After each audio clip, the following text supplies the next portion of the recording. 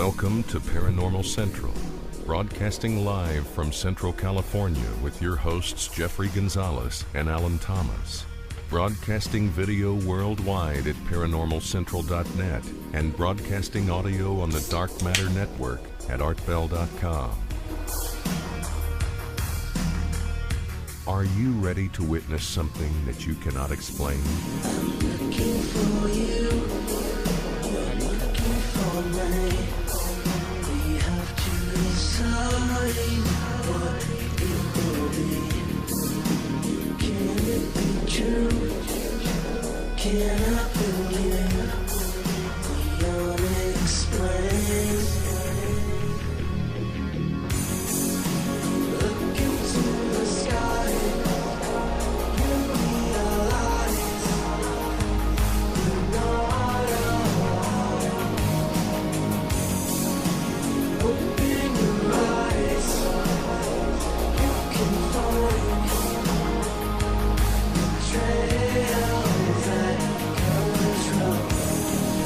Hello everyone, welcome back to another episode of Paranormal Central, coming to you live from Central California in the biggest city in the world called Fresno, the one they make fun of.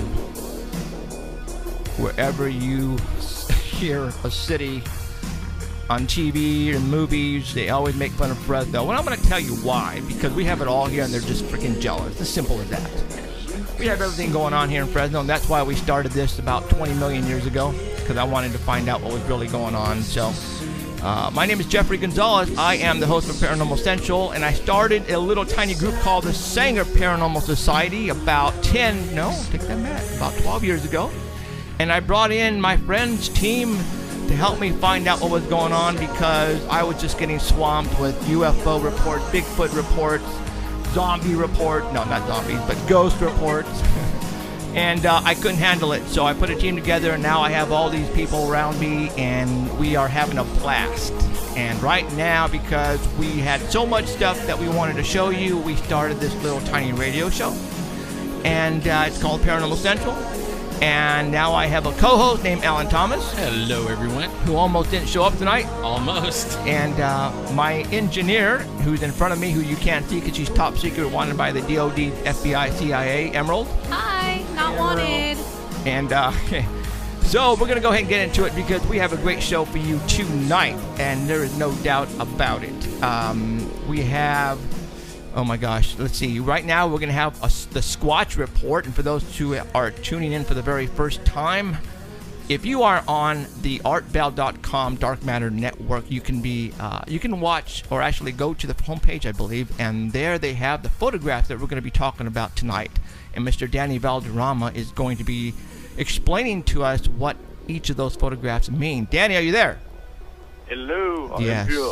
Hey, he is Danny. here. Yeah. All right. Danny, because we didn't have a show last week, well, we sort of kind of, but we held back because we had the technical difficulties, and we didn't have the right signal going to Art Bell, so we decided to hold off, and I think Danny's now going to have double the fun on Sasquatch. Is that right?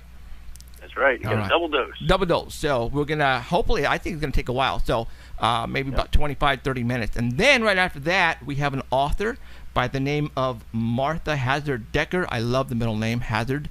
And she wrote a book called Paranormal Profiling. And she's actually used to be in law enforcement, retired.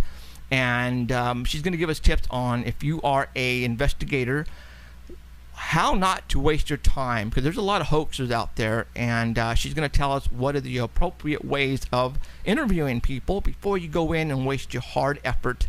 And you have to realize that it's our money, our time that we're putting into this, and we don't have time for goofballs. And hopefully she'll, show us and help us out. So can't wait for that one. So right now, what we're going to do is we're going to get into the Squatch Report. And we're going to go ahead and start showing you guys some photographs, and start for last week's stuff that we didn't get to. And I'm going to go to picture number 1. Danny, let's go ahead and head to it. So right now, what I'm going to put up is a photograph of Google Earth map. Is that right? No. No? All right, what do you want me to show first? It's the little tiny creature. The little Mouse. tiny... Oh, the mouse thing. I can do that. There it is. Okay. Go for it, dude. That's story number 1. This is from the California Academy of Sciences page from June 26, 2014. That little creature right here is called the Macroscelides micas. It's a new species of small mammal discovered by scientists from the California of Sciences in San Francisco. This new species of round-eared senjai, or elephant shrew, was found in the desert of southwestern Africa near Namibia. It has just to let you know that it doesn't take overnight to discover a new species. These guys had it took them 9 expeditions between 2005 and 2011, and they had to collect 16 different species to compare it to, and they also had to check all the museums around the world to confirm that this was actually a new species. So it took quite a while, and they found out that it's related to elephants, sea cows, and aardvarks. It's kind of weird because elephants are supposed to be afraid of mice, and this one kind of looks like one. Okay. It's rare for a new mammal to be found, but 3 of its relatives have been found in the last 10 years. So it looks kind of weird. It looks kind of like a mouse or a rat, or it has a long nose on it, small body, related to the antelope and anteater too. Now, this was founded in Africa, you said? Yeah, near Namibia. Okay. Yeah. And it eats termites. It's monogamous. Its babies are born with fur and ready to run. And it was found by one of the scientists by accident. He almost stepped on it. And he noticed that it was something kind of strange. So they did a bunch of DNA research on it and found out, hey, they do have a new species here. So new species are still found all the time. Okay. That's just proof there to let you know. All right. Now, does this have anything to do with the shutting down in New Mexico? No. Okay. No. Now, why did I think that this was associated with that? I do not know. So, It was found in Africa, so. do you have a report about the New Mexico shutdown of the land, by any chance? No. Okay. No, the land grab, that's what it's being called, is Right. the land grab. Okay. No, I don't. All right. I could have sworn this had something to do with it. Okay, no problem. But they're shutting down Africa. They're they're going to shut down Africa. Okay, right on. All right. Let's go to the next. What next one shall I be putting up there, The Ben? next one is Avocado Lake. Okay, do you want me to put the Google map? Sure. Or which one do you want me to put up? It's your call.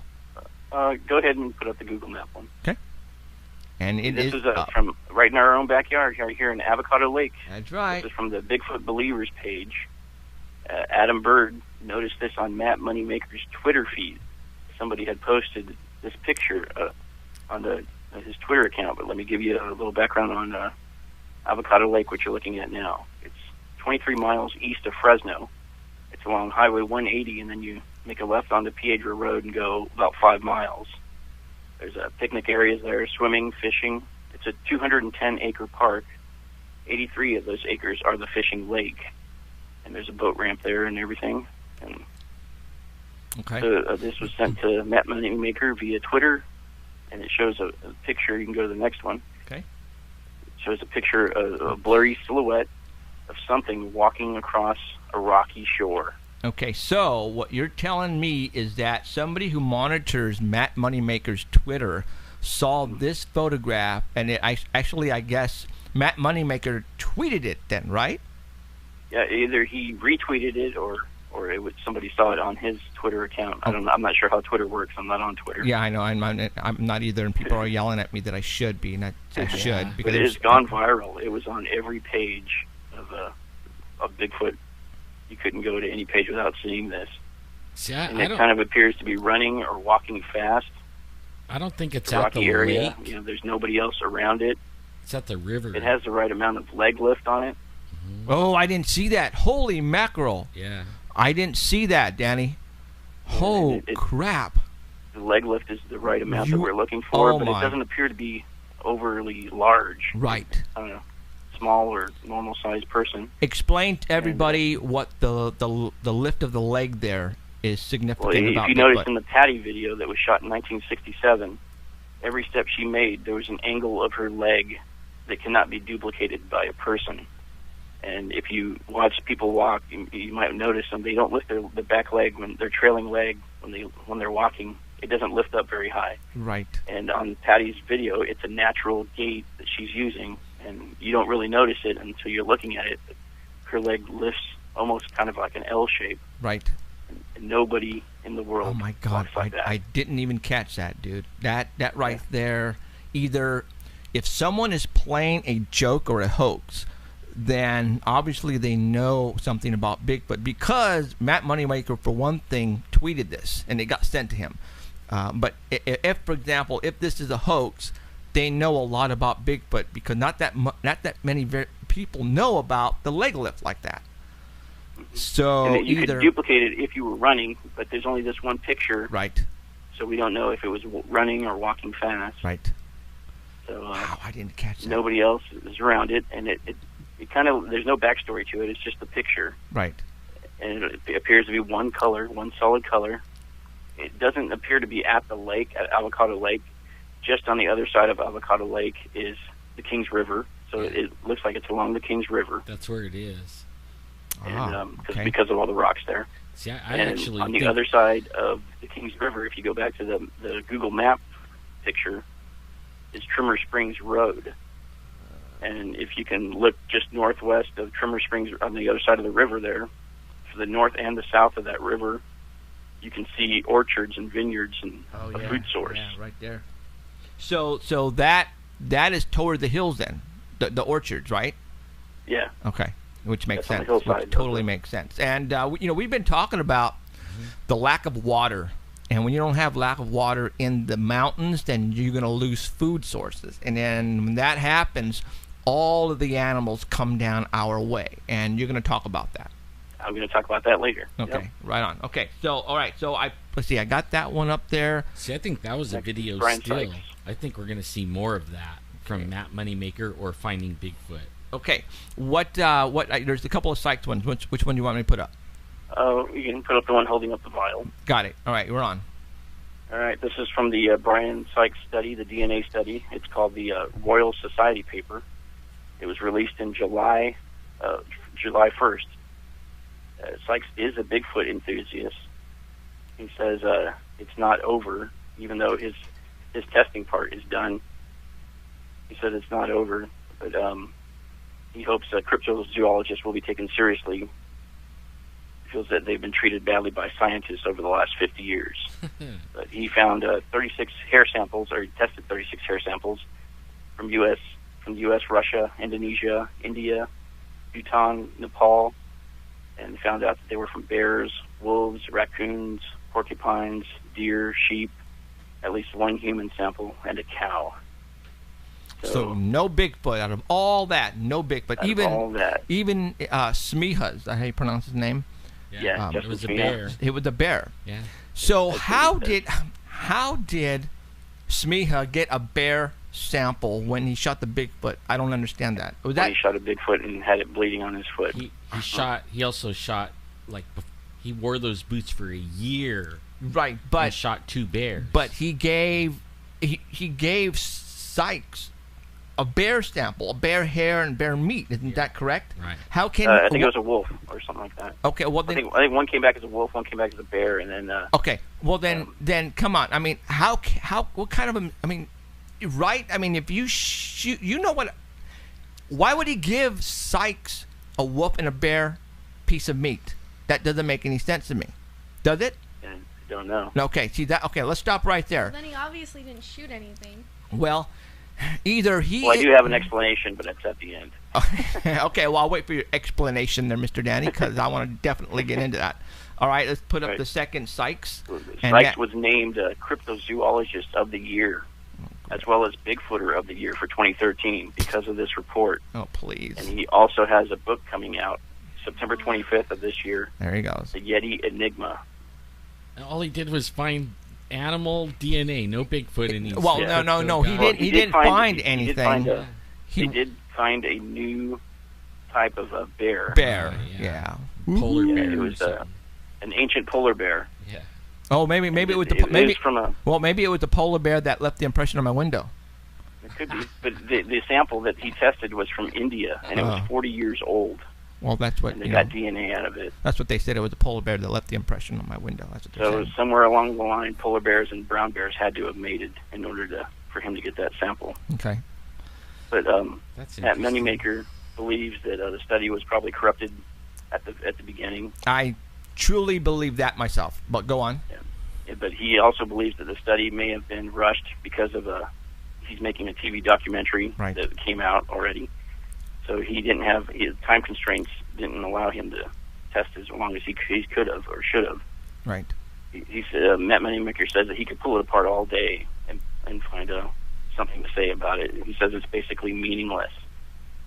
He did prioritize the samples and leaving out many of them. He does believe the DNA analysis was done with the highest integrity and accuracy, but the DNA that he tested, none of it came from the BFRO. Yeah, and you want to know something? I contacted Sykes myself, and I told them what I had. Sykes came to Fresno. All right, he came to Fresno and sat down with Smiha and got his DNA. Why didn't he call me? That's what I want to know. Why didn't he call me when I had the vials ready to go? I could have gave him one. I mean, we had the freaking windows, people. And I emailed Sykes and I told him what I had. Matter of fact, our professor even contacted Sykes and advised him on what we had, and possibly I think there's something going on there. Now, I don't want to speculate, and I don't want to, but he could have gotten the DNA out of there because he got DNA out of a 40-year-old sample. He says. Yeah. So why didn't Sykes contact me if he was here? Is because he knew. I mean, I'm thinking that he knew that we probably had it, and he didn't want to expose it. Or they know another thing would be that all the samples that Sykes did test were all hair. Every single one of them. Yeah, I mean, were hair samples. Damn it, we had saliva. I think that's what when he first started doing his testing. When I was reading, I was looking at, okay, we could send some DNA, and then he had like a requirement list of the things. He was only accepting hair. Only. Oh, well, see, that's stupid. See, that's what his requirement list Just was. hair? Well, I mean, that's stupid. That's right there. I mean, Only why not boots- blood? The boots weren't just hair. No, that was blood. That was blood, yeah. But apparently they couldn't get anything off the boots. Right, you said it was degraded. Yeah, So degraded. anyway, So BFRO. as a professor and one that people speak highly of, do you think that his requirements would include any and all? I mean, it just doesn't make any sense to me. If it was a complete study, it would. Thank you very much. Well, For Melba replying. Ketchum, Even she's still the standing whole behind hair thing. hers. Right. Huh? The whole hair thing, I thought I'm not like an expert on DNA, but don't you still need the follicle for the DNA? Not For anymore, the best I don't DNA? think. For the best, yeah. Yeah. But Yeah, I'm pretty sure they have ways of getting around that now. I But mean, wouldn't it, like Well, I you got said, an wouldn't it? explanation. Oh, Danny's got an explanation. Okay. So where do you want me to go now from here? All right, so you can go ahead and next picture. The Explain BFRO didn't this. provide any samples. They didn't endorse any of them. None of the Bigfoot samples from the U.S. had a strong, credible connection to a Bigfoot sighting or any corroborating evidence. And the ones he got from Asia had even less of a story back from them. So he had 58 samples.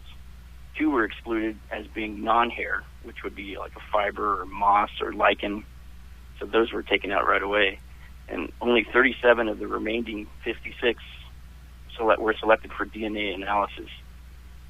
So 19 of those were excluded from testing because of the budget constraints and the time constraints and the amount of material available, which means it was only like one single strand of hair, so they didn't bother testing those. 7 yielded no DNA, and of the 30 remaining samples, they did have DNA, but all contained base pairing sequences that were 100% compatible with known mammal species. That was the bear and the cows and all that stuff. According to the study, half of the samples were excluded because they could not be identified due to a lack of DNA quality amounts. They could not be amplified or analyzed. And Moneymaker's saying that that's because Bigfoot samples are harder to analyze and they require more time, and that's why they're commonly excluded. Only Melba Ketchum is the one that went the extra mile and did both sides, the nuclear DNA and the mitochondrial DNA, and that's what you have to do in order to to figure out what's going on and trying to find out what it truly is. So, Wow. and Bigfoot samples are usually found in single strands, not clumps of hair. You're not going to find a big old pile of hair somewhere. Right. And Sykes was paid to do this. He had a budget. He had time constraints. Each sample cost about $2,000 to study, and that was paid for by the filmmakers and Sykes. Sykes says there was no government funding available. But if you remember, I don't know if this study was done by the government or if they're going to admit that it was done by the government. If you remember back in the 60s, there was a project done by the government to debunk UFO reports, Project Blue Book. It was a total government scam. Right. Astronomer Alan J. Hynek was one of the people involved, and he believed it would take a serious look at UFOs, but his job was to deny, and come up with reasons why these weren't actual UFOs. Right. And that ended in 1969, and of the 12,618 reports, 701 were never explained. And who's got that movie coming out? Mr. James Fox. James Fox. And he's offering $100,000 for proof of a UFO, either in photograph, video, or film, or debris even. If you can prove that UFOs exist, he'll give you $100,000. Wow. See, there's something going on. Did you know that our professor who did our DNA study was in contact with Sykes? Yeah. And I think you sent me a couple. And to this day, I don't know if they actually met or not. I think they did. Yeah, because he wanted. I think he wanted so. to test. I think that's why when you were Smeeha testing came it to to make sure they got Fresno. the same results. Yeah, But we never found out those results. Yeah, I think that's why Smeeha came to Fresno, is because Sykes came to Fresno, and our professor met with Sykes. For all those who don't know about the windows of my truck, well, then you need to go and do some research on, because there's so much to tell. But we had our DNA. We had a professor, a very reputable professor, well known throughout the world, I might say, who happens to be in real close that's okay. Real close proximity, and he met. I'm pretty sure he met with Sykes, because he was telling me he was emailing Sykes back and forth. And for all those who don't know, and a long time before he even came here, like. Yeah. Oh, yeah. Months. While he was in the process of analyzing our DNA, he was in complete, So there's something fishy going on there, and that's why I cannot trust anybody anymore. Emerald, Alan, I don't trust you guys either. We were here since I was here since the beginning. I mean, I don't know who to trust anymore. I mean, Alan could be a double freaking agent. That's all I know. That'd be more I'd be me. working I'm for the doing the government. criminal. Yeah, I mean, there's that Bigfoot wearing T-shirt he wears all the time. Yeah. Can you just be a just Maybe a, they should throw take you my off. DNA. Throw me off, man. Maybe they'll take my DNA I am and get it, because I love Bigfoot. Not going to talk to you anymore about Paranoia. Yeah, and you know what? I don't even trust my wife. No. But Jeffrey's like telling the truth here, because when we first got the DNA, we got offers from a lot of different places, and he was like, no. He I was am like, not going to he send stayed DNA right on it until he had the right person. Yeah, I'm not with going to Bob, send DNA to anybody through the mail and sign on a dotted line that I have no rights whatsoever after I send it. Are you out of your mind? Are you out of your mind? I mean, Jeffrey sat on it for over a year, or about a year. Yeah. Right. Until the professor came along. So, and he contacted me. I didn't contact him. It was just one of those times where he actually was watching Finding Bigfoot and saw the windows in Fresno, and he decided to Google it, and then found us and emailed, and that's how it all began. Yeah. So it was weird. So, all right, what's next? The hunter's picture. The hunter's picture. Hunter. Oh, the game cam? Yeah. Uh-huh. Okay, let me find that sucker. Man, what did you think of that one? That one has me puzzled. Where'd it go? It kind of looks like a Bigfoot, but then it has like a big butt, like a bear. Yeah. Well, I'll give you my 2 cents on it as soon as I find it. Hold on. The Bigfoot I saw, Looks kind of short. It didn't. It had really long legs and not that big of a butt, but a female one, like if the patty one, it kind of has a big butt. Hey. So anyways, this was from the Hunters Nation Facebook page. It appeared on July 11th. It's only one picture, no info, and don't know where it was taken. Somebody just popped it up there with the title, "It's kind of squatchy around these parts," and that was it. It just shows something standing in front of the camera. Now at the bottom you can see the foot, and it kind of looks like nails or claws or whatever. If you look closer, you can see that it's the fern in the foreground that's making it look like claws. So it's just a foot. There is no claws on that foot. See, the hand looks real, even though we don't have it on there. I'm trying to find it. It should be on The hand there. does have like claws or fingernails. You can see Yeah. something on there. But it looks like it has larger fingers. You know what I mean? Like big fingers. There should be more pictures, but we only get one. Right, yeah. That's like that one, you know, at the Avocado Lake. That one Yeah. looks like a still shot of a video. You know how it's all grainy and everything. It's all grainy, yeah. Yeah, and I think we'll see more. If it was Matt Moneymaker that put that up, he did like a tease, and they're probably going to do a Finding Bigfoot show on it later. Yeah. But We don't we even all know that that goes picture, like and this one we don't know it because could there's take no a whole name. year. Yeah, on it I either. can't find it. For all those, I'm sorry. I was really I had not that much time to load these photographs, and I cannot seem to locate that one. But it is on the artbell.com. Want me to email it to you? I mean, I could go to my email and get it, but I don't have time. I don't want to mess around. So, now that Probably picture, right there too, and we just I can't can't see it. Yeah, I recognize can't see it. Yeah. Now that photograph, I was debating a lot of people on the internet when that happened. And what is your 2 cents, Danny? I don't know. I thought at first that those were claws at the bottom on the feet, Mhm. but you look closer and you can see that it's the fern. Right. It's the fronds from the fern that you're seeing, and there it looks like either claws or fingernails on the foot. I mean, on the hand. Right. Somebody did a side to side comparison of a bear standing up, Yeah. because they're saying that if you hung food in front of this camera, then the Right. bear would be standing up trying to get the food. But if you look at the hand goes down pretty far. The hand on or the paw or whatever you want to call it on the bear in the picture only went down to about its hips, and this one kind of looks like it goes down to the knee. So the arms would be longer on this than on the picture of the bear. And it looks like it's standing pretty good there, not Right. like it's struggling to stand up. Well, my 2 cents on this is that, all right, if this was a bear and somebody set up a camera, and it was awfully low, where like David and them put cameras at knee high, thigh high. If this was a bear, then it should have snapped a photograph of the bear getting to that location on all fours. Then it should have taken this picture. Now, because if it was on his hind legs, right, then you're going to the theory that, okay, in order for it to be on his hind legs, it must have been trying to reach something way up there. What are the odds of somebody getting a bear standing up on its hind legs on a game camera? That the odds are like 1,000,000,000 to 1. Seriously.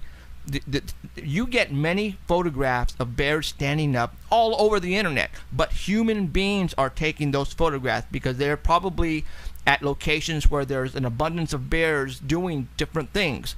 Game cameras, there are trillions and trillions of acres and trees out there. For you to be lucky enough to put up a camera and get a bear standing up, no, that is not going to happen unless you entice it some way, like you said, putting food or hanging food right above. Otherwise, there's only 2 possibilities. The theory is your food hanging from a string, or that camera actually caught that thing walking by. That's it. There's a little bit of motion blur on it. But, the common things they say with Bigfoot, when you hear a report, is that you can see muscles. It had a lot of muscle definition. And here you don't see that. It's just like a kind of like a big blob, like a lazy teenager or something. Okay. And you don't see that. And I did some testing with a game camera, Uh-huh. and I found out that the closer that I got to it, within like a foot, I was able to clear the camera before it flashed. So I could walk past the picture, I could walk past the camera, and it would flash after. So if you got the picture, there would be nothing in it. So And that one's close. I don't know how far this one was away from it, but I was like a foot away, and I Right. was able to, walking at a normal pace, I would be able to clear the camera before it took a picture. Okay.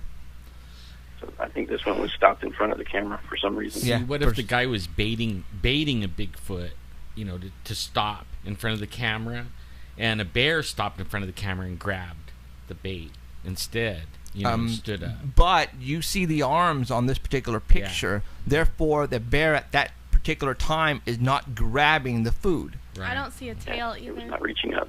Huh? A There's tail. no tail. Little Okay. tail, Do bear bears tail. have tails? Yeah, little ones. Tiny tails. Okay. Is there a tail on this one? I'm not seeing Nope, it. I don't see You one. don't see a tail. Hmm. Then that's telling me right there, no bear. Well, the hand looks like a hand. Now- It don't look like a paw. Now, Danny, didn't I say, I don't know if I told you, but people go Google the Freeman Bigfoot Right. video. Oh yeah, the Freeman Bigfoot. This one looks, the size, the Bigfoot Freeman video is a big, fat Bigfoot. Yep. A Yep. big guy, just like There's this. no muscle on that one either. Yeah, exactly. So that's what I was comparing this Bigfoot to, is the Freeman Bigfoot. Because you guys have to understand, there are all different types of sizes, shapes, colors of Bigfoots. So don't think this Bigfoot could be a 11, 12-foot tall Bigfoot. Maybe this Bigfoot here, it happens to be an abnormal size, weighing, so much and fat.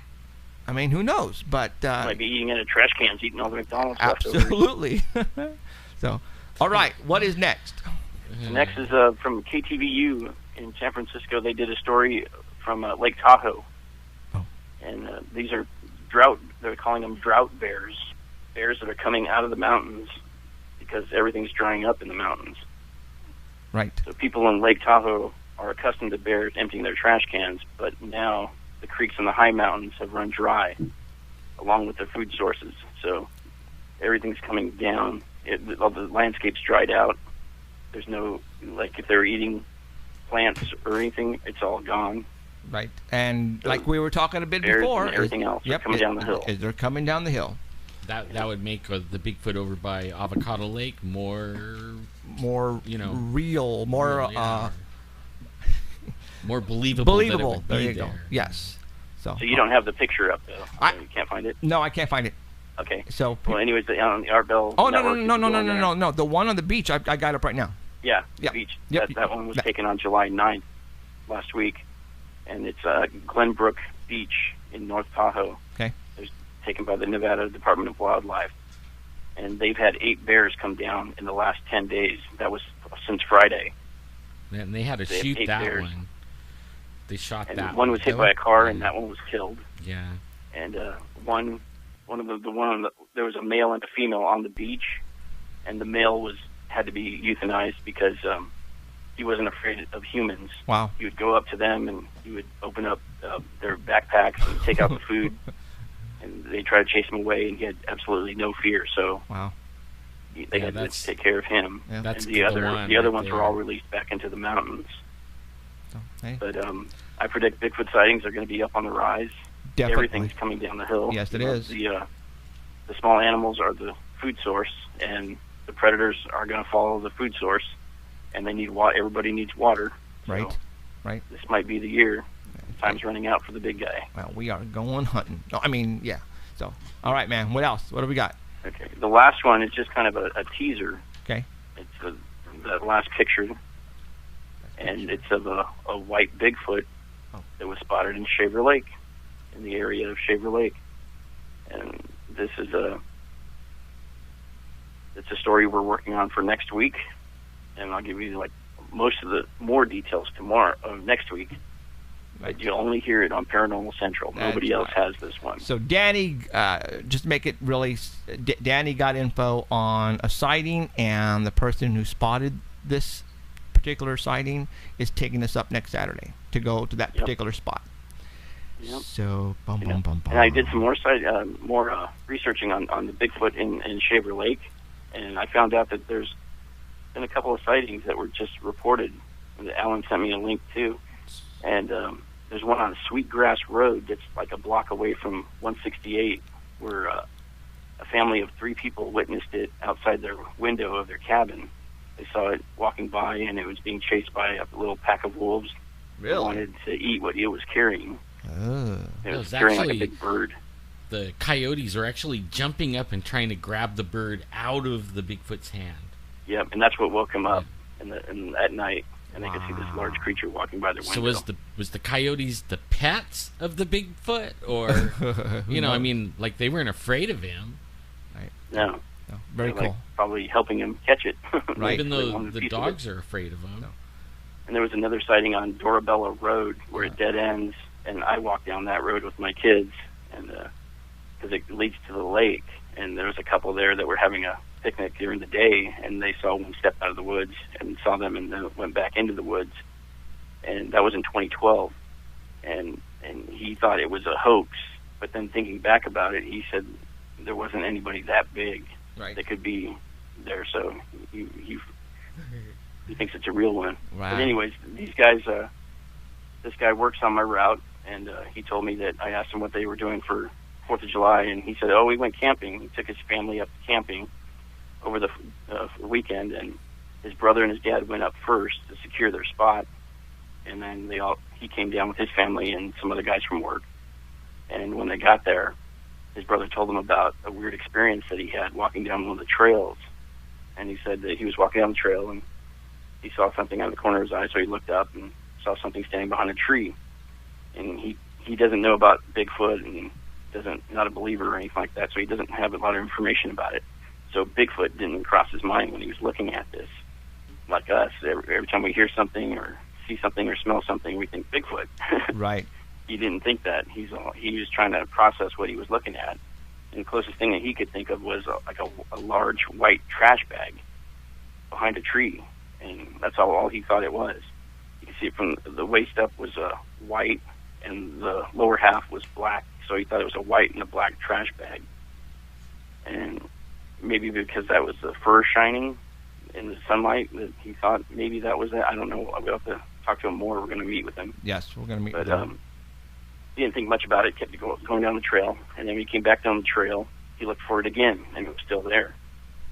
So he started looking around. He gets this uneasy feeling. He looks back, and it's gone. And he could hear something running. He could hear bipedal running away from where he was looking. So they just went back to camp, waited for everybody else. And when they got there, my friend had his dog with him. He took a pit bull up there, and the pit bull was fine, acting normal, walking around the camp and all that stuff. And so they decided to take him down the trail after his brother told him about what was going on. Took the dog down the trail, and the dog hit the brakes when he got to the trail. He would not go down the trail. He said he was kind of pulling on him, trying to drag him down the trail. The dog would not go, so he gave up and took him back to camp. But it's another white Bigfoot report from Shaver Lake. Yep. And your friend is like a mountain guy, right? He goes out all the time, so he knows, like, from what I understand. Yeah, he knows about Bigfoot. Yeah, he says he wants to get him too. So right on. So okay, well, we have a little trip. I had him called. We took a long time to get this guy on the phone. He didn't want anything to do with it, but we finally got him on Friday. I said, call Jeffrey. Here's the number. Come on, you got to do it, and he finally did. Yep. And I spoke to him on the phone, and I calmed him down a little bit because when people talk to somebody they don't know and explain to them, I saw a monster. Please don't make fun of me. I told him, man, you know what? You won't believe what's going on. You're not the only one. And we had a really good conversation, and I talked him into just taking us up to the spot and showing us exactly where he was at, and that's all he has to do. And we're going to keep his name out of it. So we're going to try to get video pictures and show you next week. Oh man, hopefully we're going to get something. Yeah, and there's a really cool where it was sighted at. I'm not going to say because it's usually a highway for Bigfoots, and we'll tell you about that next time. That's something to think about. What is a highway for Bigfoots? So, all right, Danny, anything else? All right, that's it. Right on. I will call you in a couple days, and we'll set up something for Saturday because we're going to take a trip. All right. Thanks, man. Later, Danny. See ya. Bye. All right, let's go ahead and get on Martha Hazzard of Paranormal Profiling, and we're going to talk about her book And we're going to give away 2 on the air tonight, everyone. Autographed copies, 2 autographed copies to anyone when we ask you to call in, not right now. And the chat goes wild. Oh, you know what? Stop. Don't call her. Don't call her yet. Hang up. Call her on this one. Oh, crap. Yeah. Because we're going to have people calling on the other one. Oh, yeah. I almost forgot. Yeah. Oh, 2244. So, all right. I can't wait for this. We're going to talk about her book, and I'm going to go ahead and put her book right now on the screen so you can see what we're talking about. See, now you put up another picture on the internet that has been getting a lot of. We'll talk about that after this. Are we? Oh, Yeah, okay. 'Cause, yeah. man, that one is like, it probably has 80 comments Don't now. call now. Don't call now, people. Oh, they can't wait. I want a book. Show me a book. Nothing like a book. Actually, this is a good book. I didn't read the book, but I read a lot about this Martha. Hazzard. I love that middle name. Man, you know, she's been doing it a long time, and she really knows what she's talking about. And she was going into a lot of places where, you know, they could be hoaxing her. And Is she calling in? Calling on this one. Oh, Martha, if you're listening, we were going to give you a call, Martha. Oh, I'll tell you what, go ahead and talk to her on that one. And just say, hey, we're going to call you on another line. yeah, there we go. That's a good idea. But yeah. Yeah, so. She took like all her police skills Exactly. and put it right into the paranormal thing. Yep. And then I saw today that Anthony Sanchez Mhm. started a new website, and he has an app tool that goes on your phone for paranormal investigation, like checking algorithms on EVPs and stuff like that. Go So for it. I thought about checking that out. Martha, are you there? Hello, Martha. Hello. Oh, you had it. Oh. You're right. You're right. Oh, you Yeah. got it. Had it. Hi, Martha. You there? Hi, Martha. You there? Hello? Hi, Martha. Can you I'm hear? here. Awesome. Can you hear me all Are right? you? I'm here. Are you? Yeah, we are now. We are now. Hi, Martha. How's it going? Okay. Awesome. Okay, well, thank you for coming on tonight and talking about your book. We have the cover of the book right now on live stream on the web, so everybody can take a look at it. Let's talk about your background. All right, you are a retired law enforcement personnel, correct? Uh-oh. I think so. I can hardly hear you. You can hardly. Why is that? It's because you're Hold on. Okay, hold on a second. Oh, I see what's going on. Uh, Go for it. Hold on there, Martha. Just rip it off. Yeah, there you go. oh, I see. Okay, you there now? Now I can hear a little better. And we can hear her better, Okay, too. correct. Okay, I had a Yeah. cover on my phone. Yeah, sorry about that. All right, let's talk about your background, because that's what got me hooked on you. Is your background of law enforcement? Okay. How long have you? Well, how long have you? Well, actually, you retired from law enforcement. How long were you in the? Well, I retired in 2007. I actually started in the mid-'80s as a reserve officer, and in Texas, reserve officers are the exact same as a paid officer. You just are volunteering your time. There's no difference other than one gets paid and one doesn't. And when I did that back in the mid-'80s, I was the only female in the county out here in East Texas where I'm at. So that was something else. Wow. So you were an assistant state. I was Chief. the assistant chief of police Right. when I retired. Yes. Right. So Yeah. how long were you in the force? Well, I was there for that department for 15 years. All right. So All right. I've got about 17 years probably in law enforcement. Okay. And then when I left there, I went to work for the state, but on a civil capacity for 7 years as an investigator. Right on. So Yeah. in the police force, and since you were assistant chief of police, you must have heard and saw a lot of weird stuff. Oh yeah, this is East Texas. There was a lot. Now, I'm gonna, before we get into your book, I want to find out exactly what type of things did you see? Because, I have a lot of friends in the force, and they really can't talk about a lot of the stuff that comes over the wire when they're on patrol, or a lot of the calls they go out, because they're still part of the police force. But since you're not in the police force anymore, you can spill your guts for me, can't you? Yeah, I could have talked about it beforehand, too, pretty much. Okay. Let's talk about unidentified flying objects. I'm pretty sure you guys got a lot of calls on that. No, we only had a call once or twice in all the years. Now, I worked patrol probably about half of that time that I was with the police department. And then when I was sergeant also and then assistant chief, I was, the detective, and I was working a regular day shift. But by the time I retired, I was back doing my favorite shift because we needed one filled, which was the Tuesday night through Saturday night, 4 to midnight, which out here at the lake is like the happening time. Right. You would think. So but usually when we got those calls, it was a smackover plant on the east side of the lake. However, when I would work, the night shift, or when I was working deep nights earlier on, I would go out to the spillway because we're on the lake. The spillway was in our city, and I would go sit out of the spillway, and the water from the spillway goes into the Trinity River, and it's dark out there. And I would go sit up.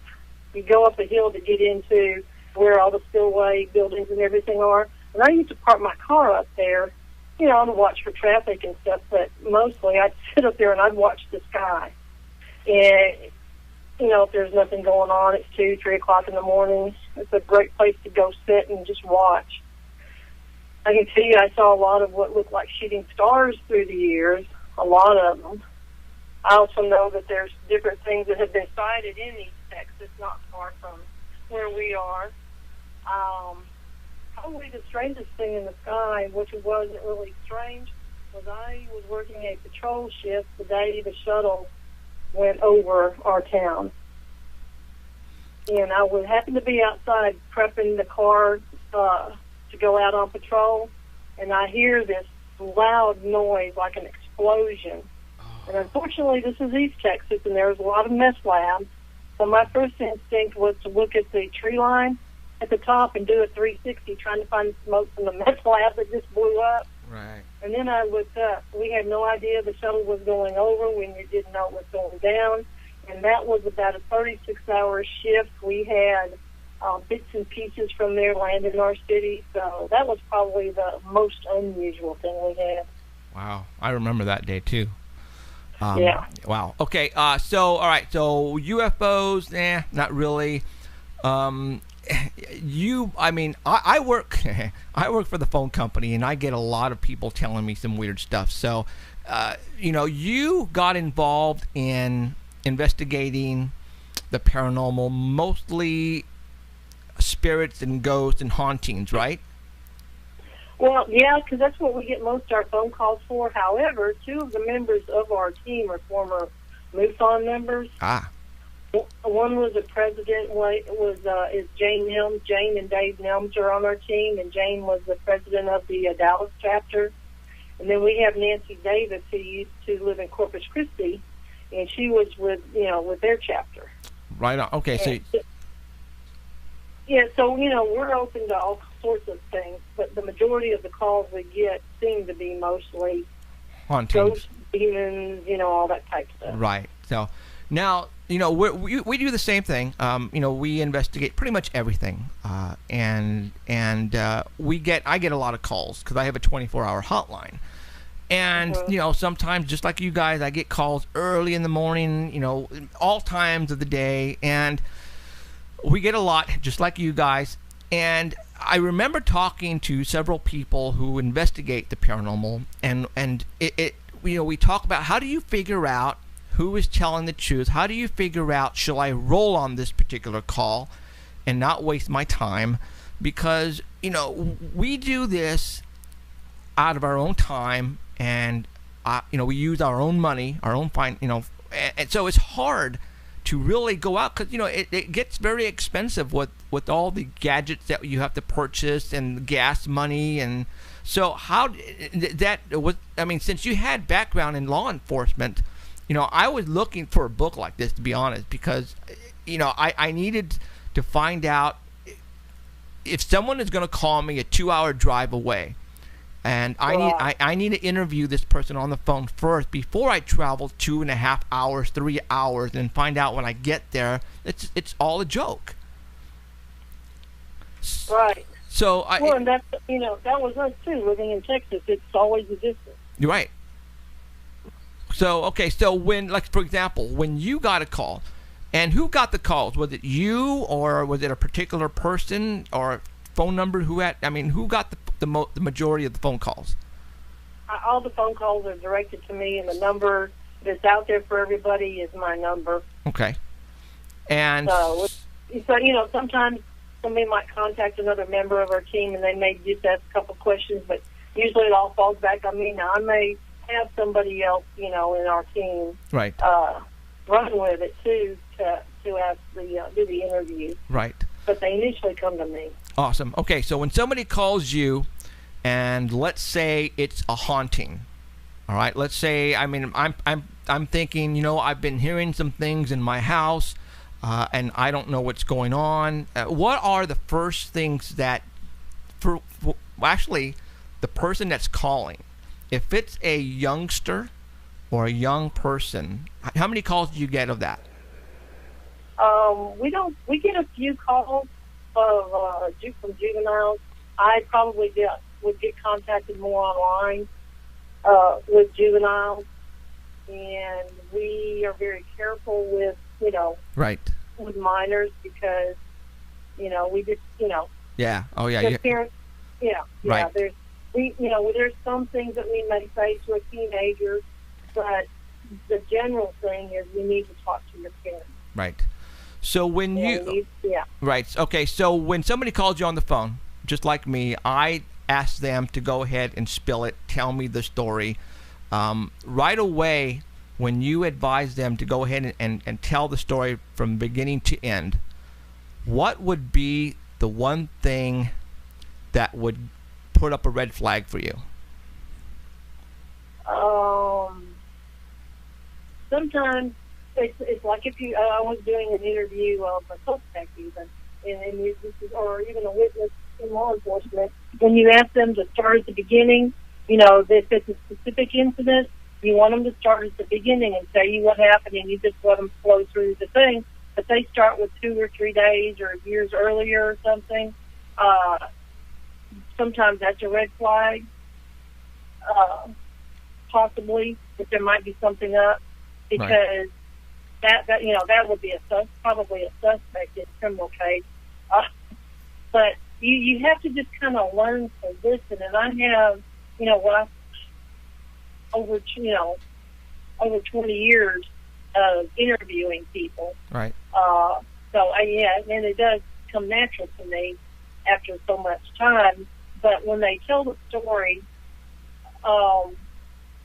sometimes I have red flags, sometimes I don't have red flags. But I listen to the story. I had one lady that called, and the person I pictured in my head was just was a crazy goofball, 50-something, just nuts.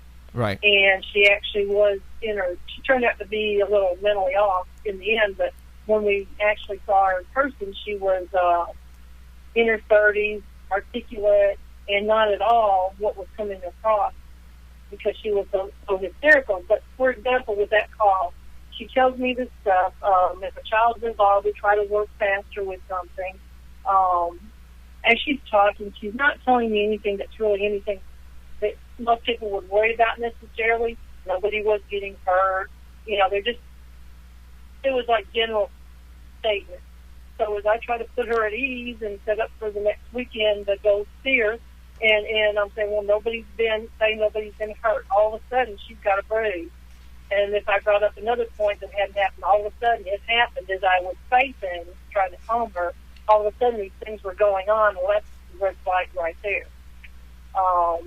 For example, when they tell your story, we like to ask them right away, do they watch paranormal shows?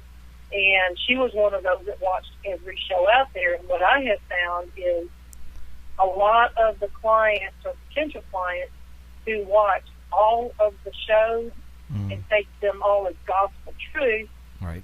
that is, they hear a noise in the house and immediately it's got to be paranormal. Right. The first thing that comes to mind is paranormal. And I would say the majority of the calls I get really are not paranormal. And we're able to sort it out over the phone. Exactly. I also, after we talk to them, have them send an email to me with everything, including their name and their address and their phone number, so that we have a record of it. That's just one of the requirements that we have, and that way I can share it with the rest of the team too. Yeah, a lot of time. That's exactly right. A lot of times I can resolve the issue over the phone, and that saves us a trip, because it's not about. It's. I lost my train of thought. But anyways, yes, you're right. I do solve a lot of the calls over the phone. I mean, you do, and that's just the way it goes. A majority of our investigations have nothing to do with ghosts or hauntings or spirits. I mean, it's very seldom that we ever get one of those actual calls. Most of it we can debunk on the site. And I'm sure that goes for you too. I mean, you guys go in and they tell you we hear a sound on this part of the house or underneath the house or and at a certain time. Then you can pretty much investigate that and debunk it. So what? Right. Yeah. So okay. Now, of all of the cases that you have done, and I'm sure you've done a lot, have you actually come across cases where you say, okay, I think we have the real deal here? Yes. Yes.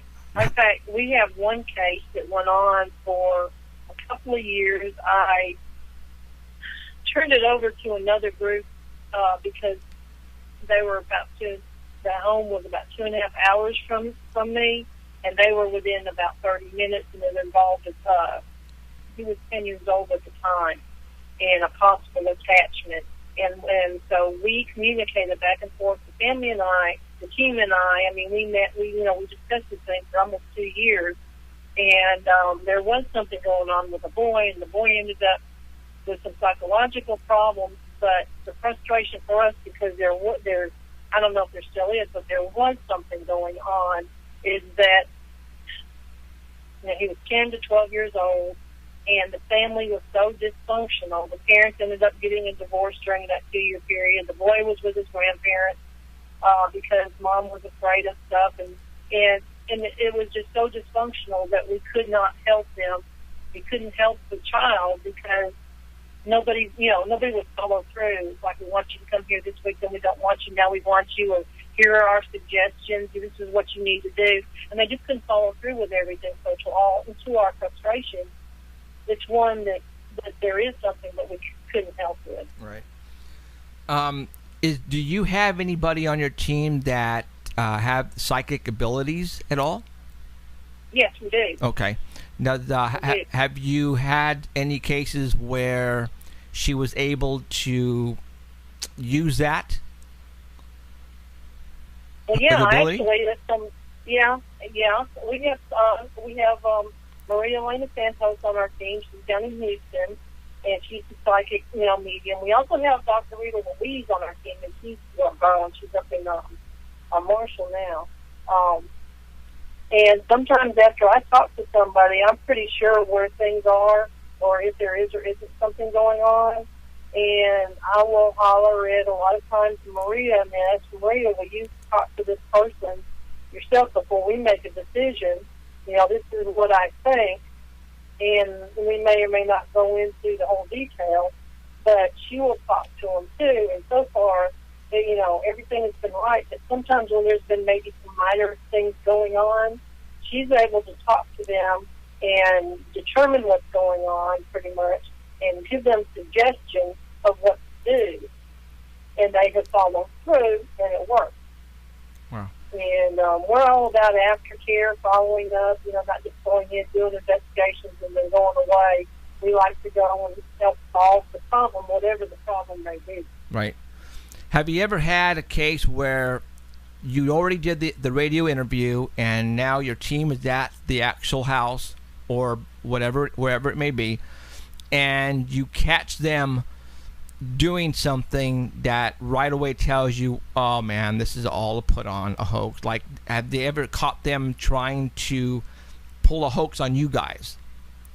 No, we haven't found that yet, but that is something that we look for. We had one that, it wasn't quite that way, but it was fairly close. I talked to a lady from an East Texas town. She was a paramedic. She was also in a paranormal team. She's telling me about all these things going on, or she and her husband having trouble, and like dark entities and just bad stuff in the house.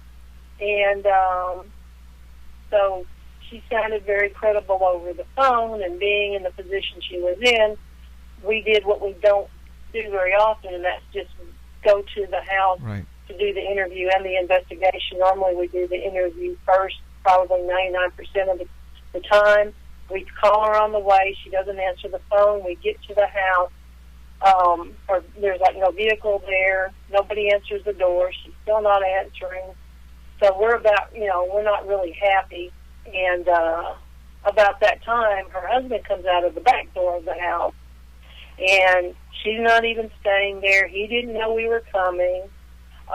He calls her from another phone, and she comes over. It turns out that, she's been living with her father. They're actually separated. And there wasn't any big deal going on like she said. However, the landlord lived next door. The landlord used to live in that house. It was a pre-Civil War house for about half of it. And the landlord and her husband had domestic violence going on. And he somehow fell out the back door down the steps and died. And she built a house next door with the money and then rent the house out. So she was kind of pulling a fast one in the fact that, she didn't even tell them we were coming. Wow. And, that just wasn't very, cool. We just don't do those kind of deals. No. But we ended up telling them, there is some stuff going on, but those two are doing it. If they're fighting, they're just kind of feeding any negative energy. And our suggestion to them was go get marriage counseling if they want to stay together. But, we're always on the watch because you have so many people that want to have that haunted bed and breakfast or haunted historical museum or haunted whatever, or they want to be on My Ghost Story or, any number of the shows. And that may be the purpose that they call you to come and investigate. And there's a couple places where we've been that they're kind of hoping we'll find something. And because they did kind of have that interest, but we would find nothing there. Right. And we're very particular about, what we say or do. Right. And we're always kind of on the lookout. And probably about half the team is either current or former law enforcement. Wow. So we kind of go, so we go in looking at the whole thing a lot differently than most people would go look. I know I've talked to people who talk to someone on the phone, and whatever they say happened, they believe with all their heart that's right. what's happening, and so they go to the investigation to prove that it's happening. And we go unbiased. That's probably the most important thing, is you go in unbiased and just listen to everything and then go for there. And a lot of times we just debunk stuff. Sure. We have a city that we've done some investigations for. And, the city is fine with its public knowledge, with everybody knowing, and if we were to find some things, we wouldn't upset them at all. To be able to say, we said declared, but, we found some evidence or something. Right. In fact, one of the team members and I were just at an event in that town because I'm working on another book, and the town will be in the book. And they're going around doing historical things at different, old houses and buildings. And Nancy and I were in the library, or in the community center, which used to be in the train depot. And there's a high school kid that's getting the history of the depot, like he was, somebody that worked in the depot. And lo and behold, what does he do? He's telling everybody all this story about this paranormal team that was there, and they found this and they found that, And they were talking about us. I looked at Nancy and I go, we didn't find any of that stuff. That's a bunch of baloney. A lot of times, they'll go ahead. They want an investigation team. Like, for example, if it's a bed and breakfast, yeah, a hotel, or there's some people, especially owners, that would love for you to come in and say that, okay, this place is haunted, because they can easily promote it that way. Yeah, even cities. Exactly. So even cities. Now, since you guys are in law enforcement, obviously you have probably a permit to carry, right? Oh, yeah. Okay. And even those that aren't anymore, they've got a concealed handgun license, yeah. Okay. But, it's Texas. Now, do you exactly? Everybody has one. Now, do you guys carry while you guys investigate? Generally, no. Okay. And, there may be something in our vehicle, but most places there's no reason to carry it in the house or in the hotel. Most times. Yeah, well, you never know, man. You know what I'm saying? Is like they can easily. Okay, well then, on your website. Yeah. Now, do you tell them that you guys used to be and are in law enforcement? Yeah, I do not have all our members listed on our website because I just haven't got around to it. Mm-hmm. But in there it says that everybody is, whether they're current or former law enforcement. I may not say what agency they're with. Okay. Because while I was doing investigations back as far back as '99, I've had things and interest, way earlier than that. I really didn't, become official with the group until I retired in '07. And it might not be as big a deal now. And everybody at the department knew, they knew about it. And it was not a big deal. But, you could have some defense attorney try to, really attack your credibility. Right. And with things. So we just kind of kept it hush. I wouldn't say we necessarily kept it hush-hush, right. but we never just, right. put it out there. Well, and that's totally understandable because we work with a forensic personnel out of one of the departments here close by.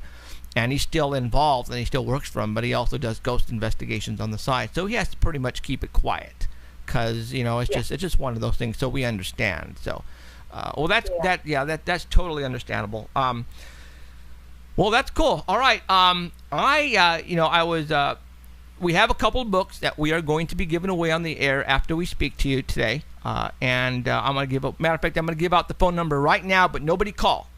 All right, because I know we're going to get bombarded. So I'm giving the number right now, but do not call. Area code 559-287-8367.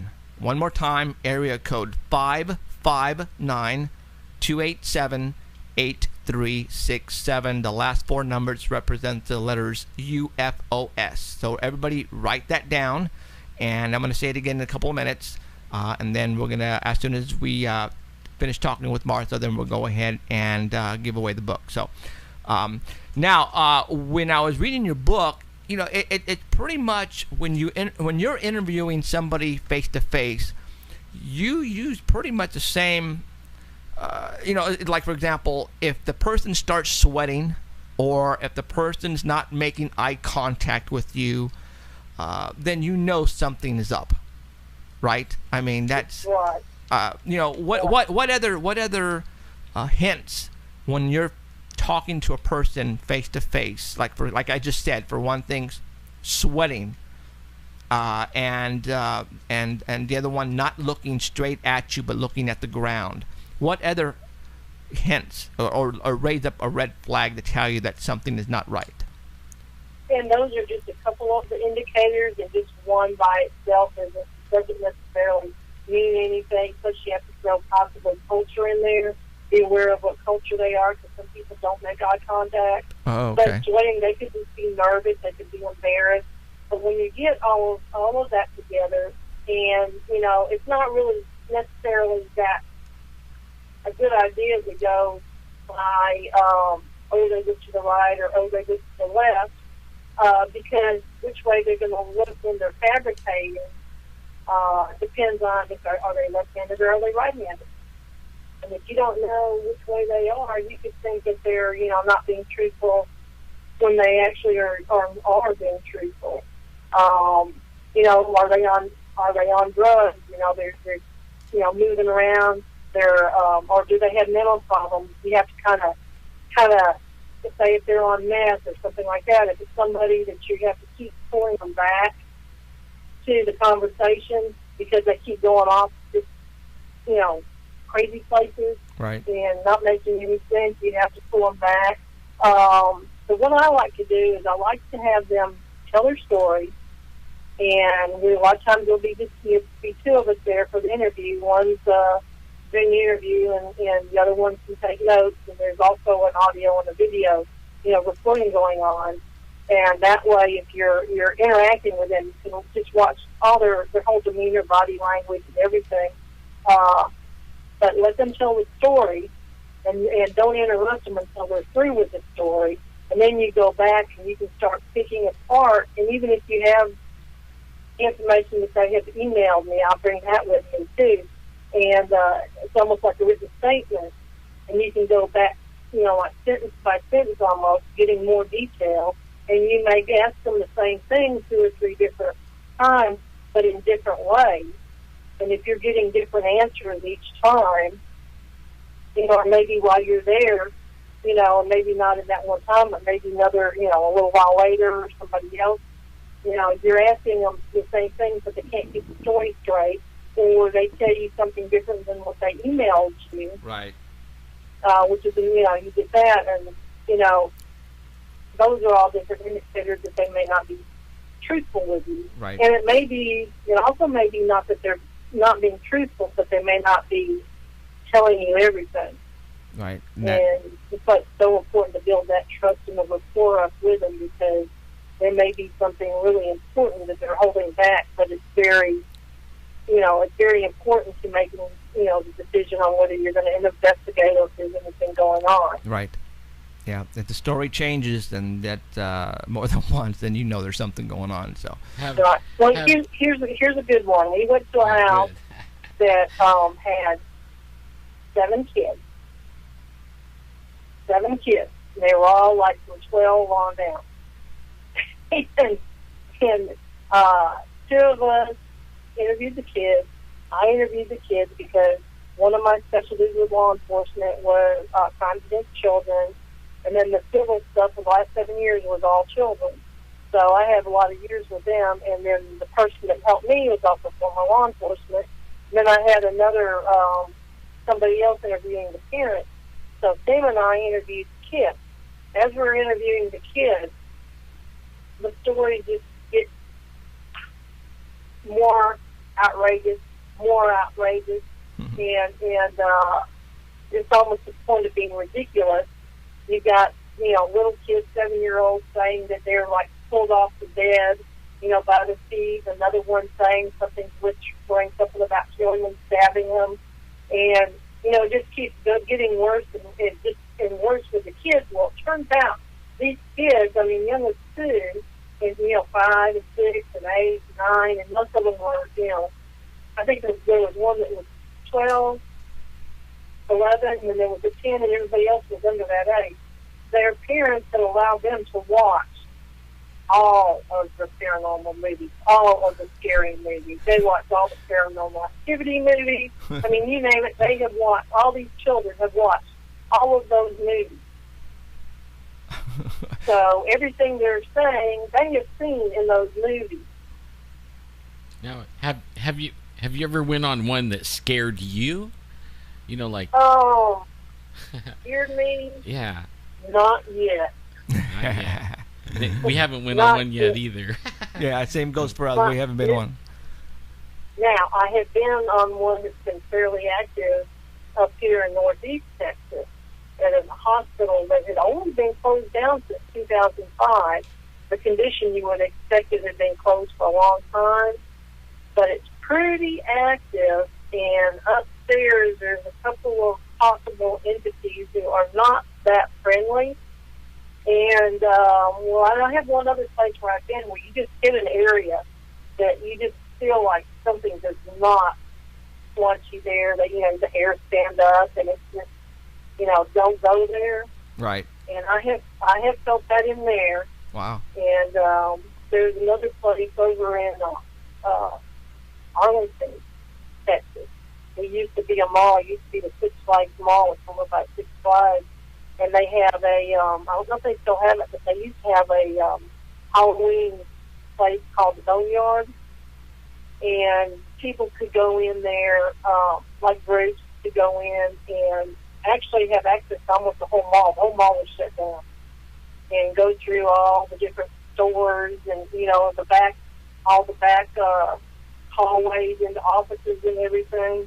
And when I was there with Tracy Ray and Shelley Brannigan Olive. There were some other people, but the three of us were teamed up. Let's see, Tracy Ray Ramsey now. And Tracy and I hit this area that's just like that. It's in a T intersection in the hall, back in the back behind the stores where the offices are. And, you know, we kind of like look at each other, and there was an office to the left, and you could go in before that area and come out on the other side of it. And it's like, it was just almost overwhelming, the sense of dread right there. So we go in there, and we're over on the other side of it as we walk through we just walked through the office. And Tracy and I were standing there. Shelley did not hear this, but Tracy and I heard about, I don't know, at least 3 or 4 times, if not more, we hear this, "Mama, Whoa. Mama," coming from the end of that hall. We can't see where it's pitch dark. It keyed into where we were. Tracy and I are looking at each other like, What? yeah. And we're going, now, is that real, or A doll. because of the place that we're in, and they have all that stuff fixed up, you know, to scare people, you know, go through the haunted house and everything. Oh. Do they have anything up here? And I'm not saying they do, Right. but still, that's something going through your head. You know, there were some other things that happened while we were there too. So you couldn't debunk that then? You just basically heard No. it and didn't know where it came Yeah. from. Wow. Exactly. Wow. We could not. That's cool. That is cool. That would definitely make my hair stand up. Oh man, that's very cool. So, all right. Now you said you were writing another book. Yes, I am. What's that about? This one is called Historical and Haunted Highway 80. And Highway 80 goes from the East Coast to the West Coast, just like Route 66 did. Okay. And we're doing 2. Nancy Davis and I are doing 2 Texas books. We're just about through with the research for the East Texas for the first book.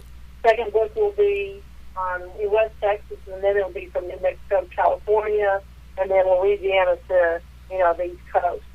So we're looking at doing 4 books, but we're still looking for stories. We're looking for history. We're looking for haunted. We're looking for legends, myths, creatures, UFOs, murders, you know, anything like that. We're looking for this kind of stuff. So as long as it's along Highway 80, you know, we're interested in it. Okay. So we're still trying to find some more stories to Sure. go with that. Well, we are being listened to all over, and definitely on the Art Bell website as well. So if anybody has a story on Highway 80, you said, right?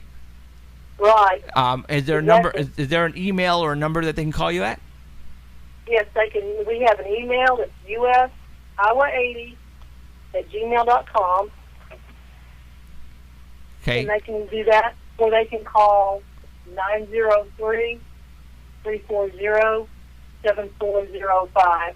Okay. So give the email one more time. US Highway 80. UShighway80@gmail.com, and the phone number one more time. 903-340-7405. Awesome. Okay. 903. Okay, we're actually Do going it to put again, that. and I'm going to put it up on the chat. So what's the number? One more time, because Alan, my co-host, is going to put it down in our chat. Yeah. 903 Okay. 340-7405. Okay. Your middle name, Hazzard, is that your real middle name? That's my maiden name. That's what I Oh, thought. that's Yeah. cool. Yes. Way before the Duke. That's an awesome. When I said Martha Hazard, I'm thinking, come on, you're pulling my leg. That's cool. That is cool. So, all right, Martha, I really appreciate you coming on and talking about your book. Now, everybody can get your book where? Amazon.com, Barnes & Noble, and where else? Amazon, Barnes & Noble. They just put it in, do a search and put in paranormal profiling.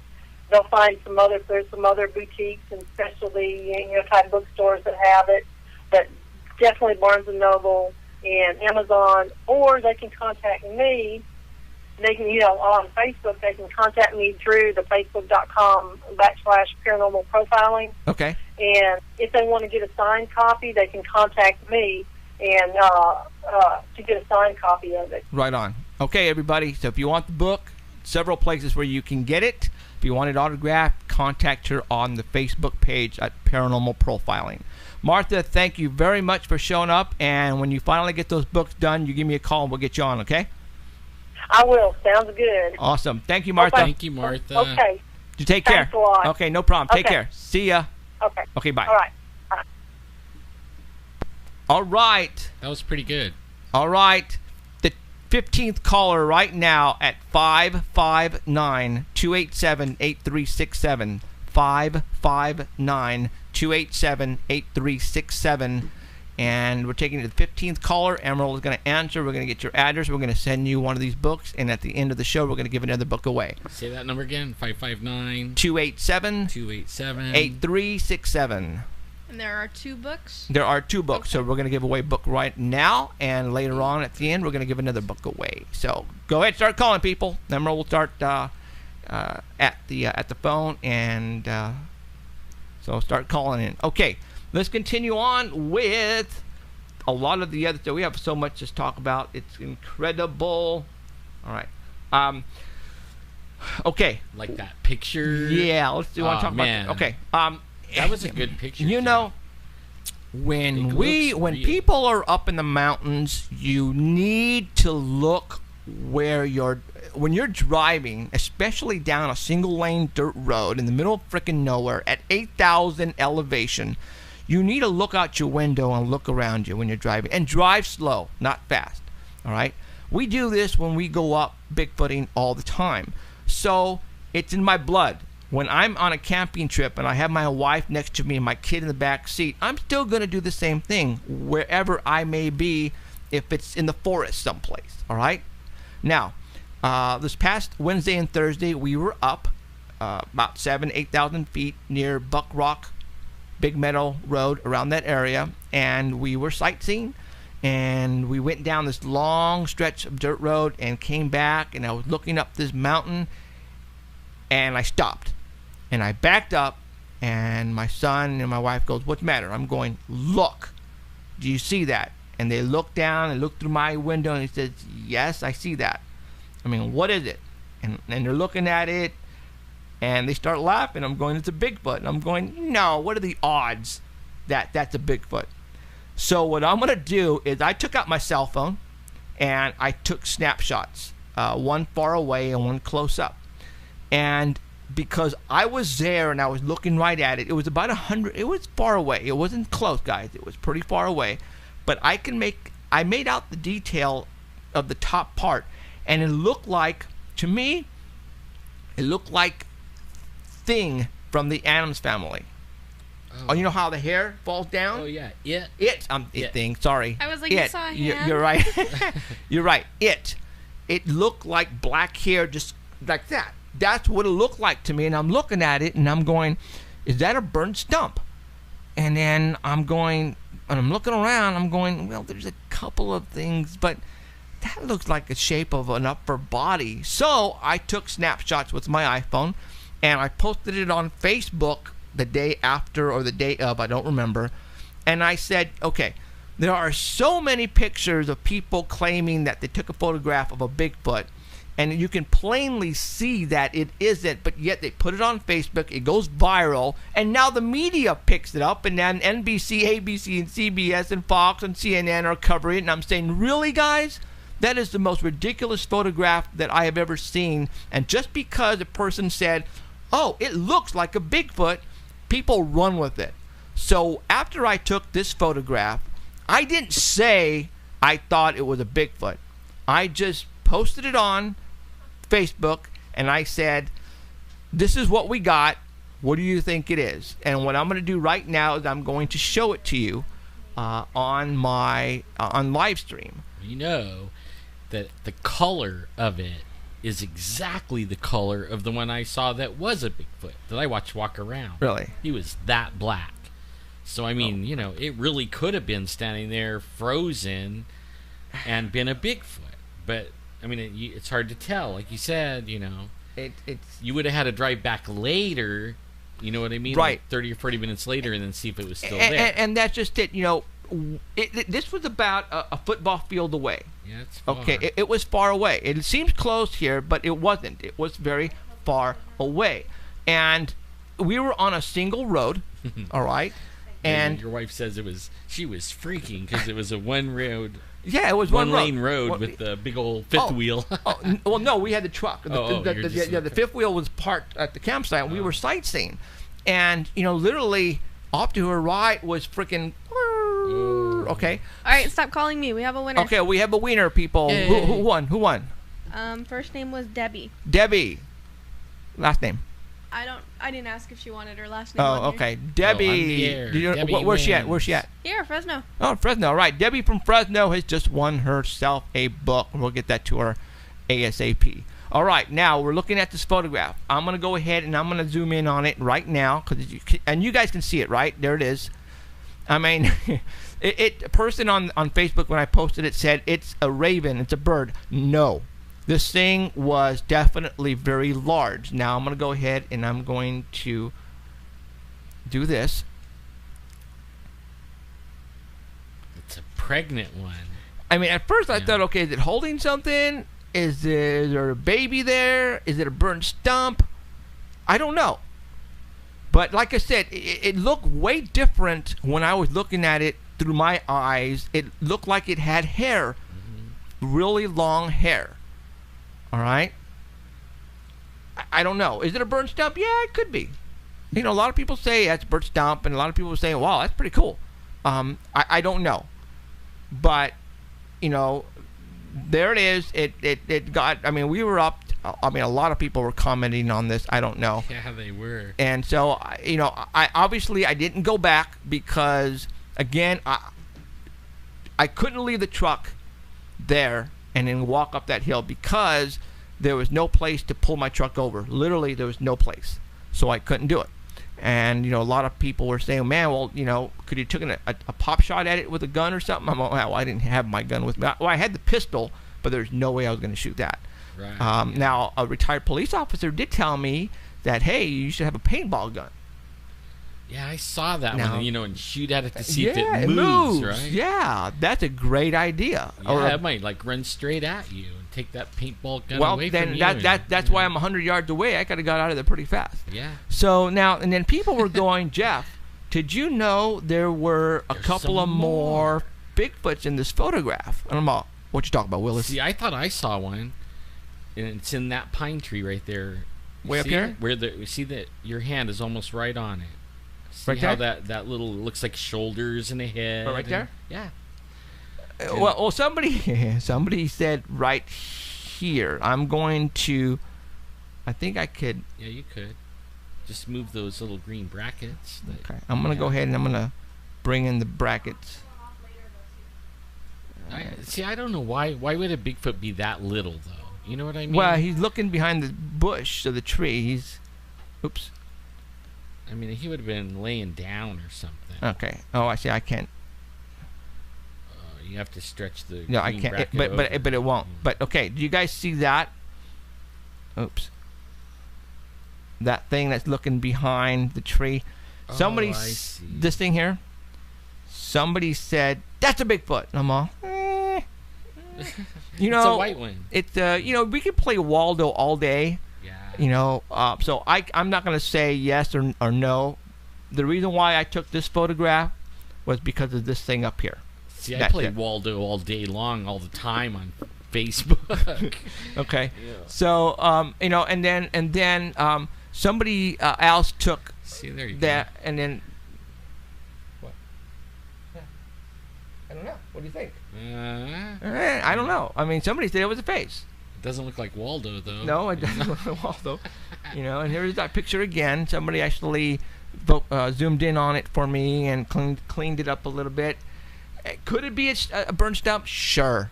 But I took the photograph because I wanted to play the same game as everybody else out there. Look at what I got. But yet I didn't say it was a Bigfoot. All right. Now, if I would have said it was a Bigfoot, man, I probably would have got laughed at. And who knows? It could have gone wild and viral. So I don't know. So there you go. All right. Well, you know, like, if you take the picture like far away and big, it has more pixels. Then you could zoom in like we're doing, and it isn't so pixelated. And actually, you could tell it probably isn't a Bigfoot. Right. You So know, I don't know. it's a Again, Bigfoot there with it a is. backpack. Right. Yeah.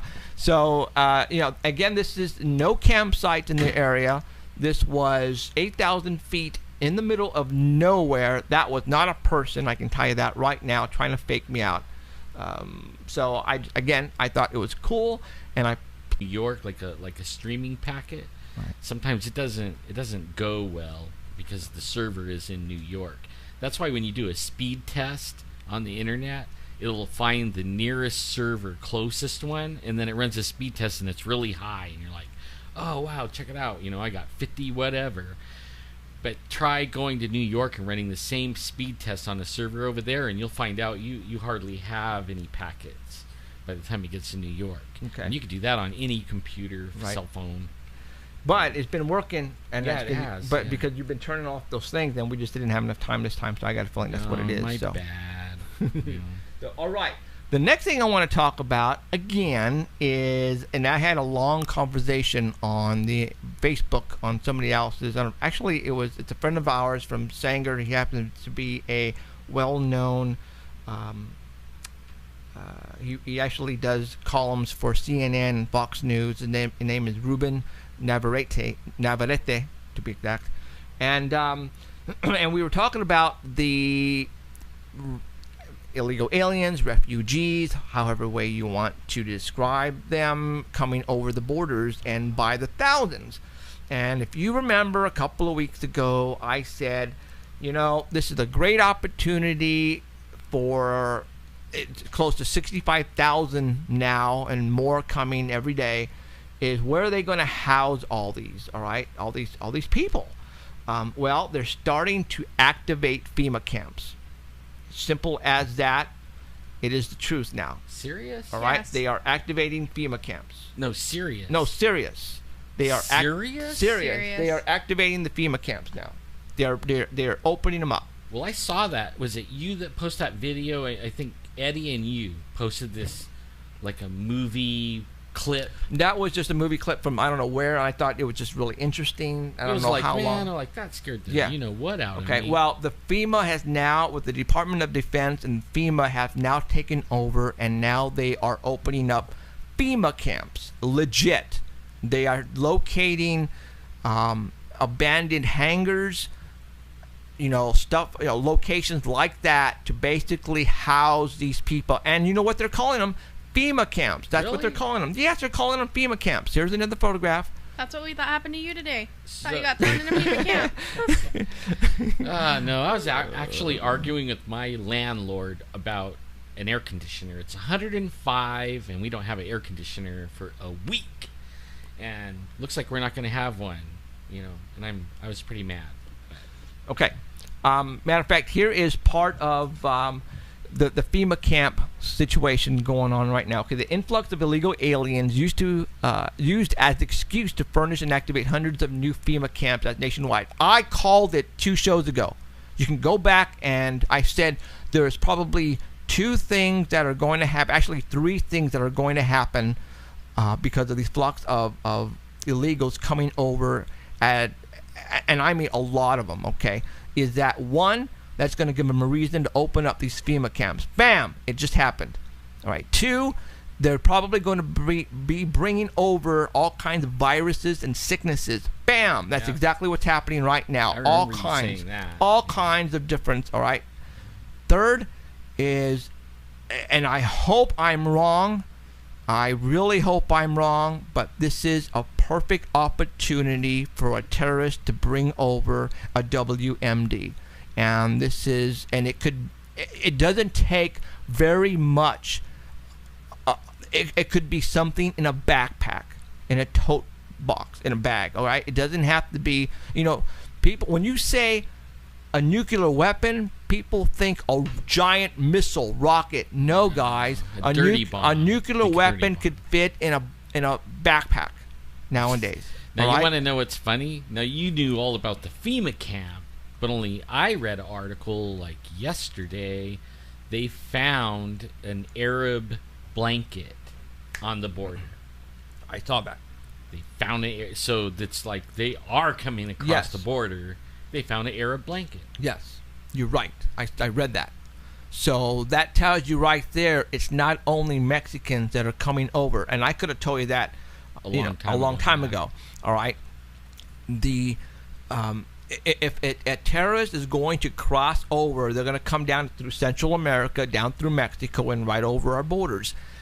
You guys have to understand, there are, I don't know how many miles, hundreds of miles, 1,000 miles, let's say, of the border. All right, we probably have guys in trucks, one truck for every 50 miles or so. All right, if we're lucky. And there's no fence. Well, there's no fence. No. It's just a little stupid dried up canal, a river. All right, it's so easy for them to come over. So when you have thousands of these kids and parents running all at the same time, all of the Border Patrol agents are going to pretty much be at that location trying to solve the problem. And now there's so much other locations that, it's so easy to cross.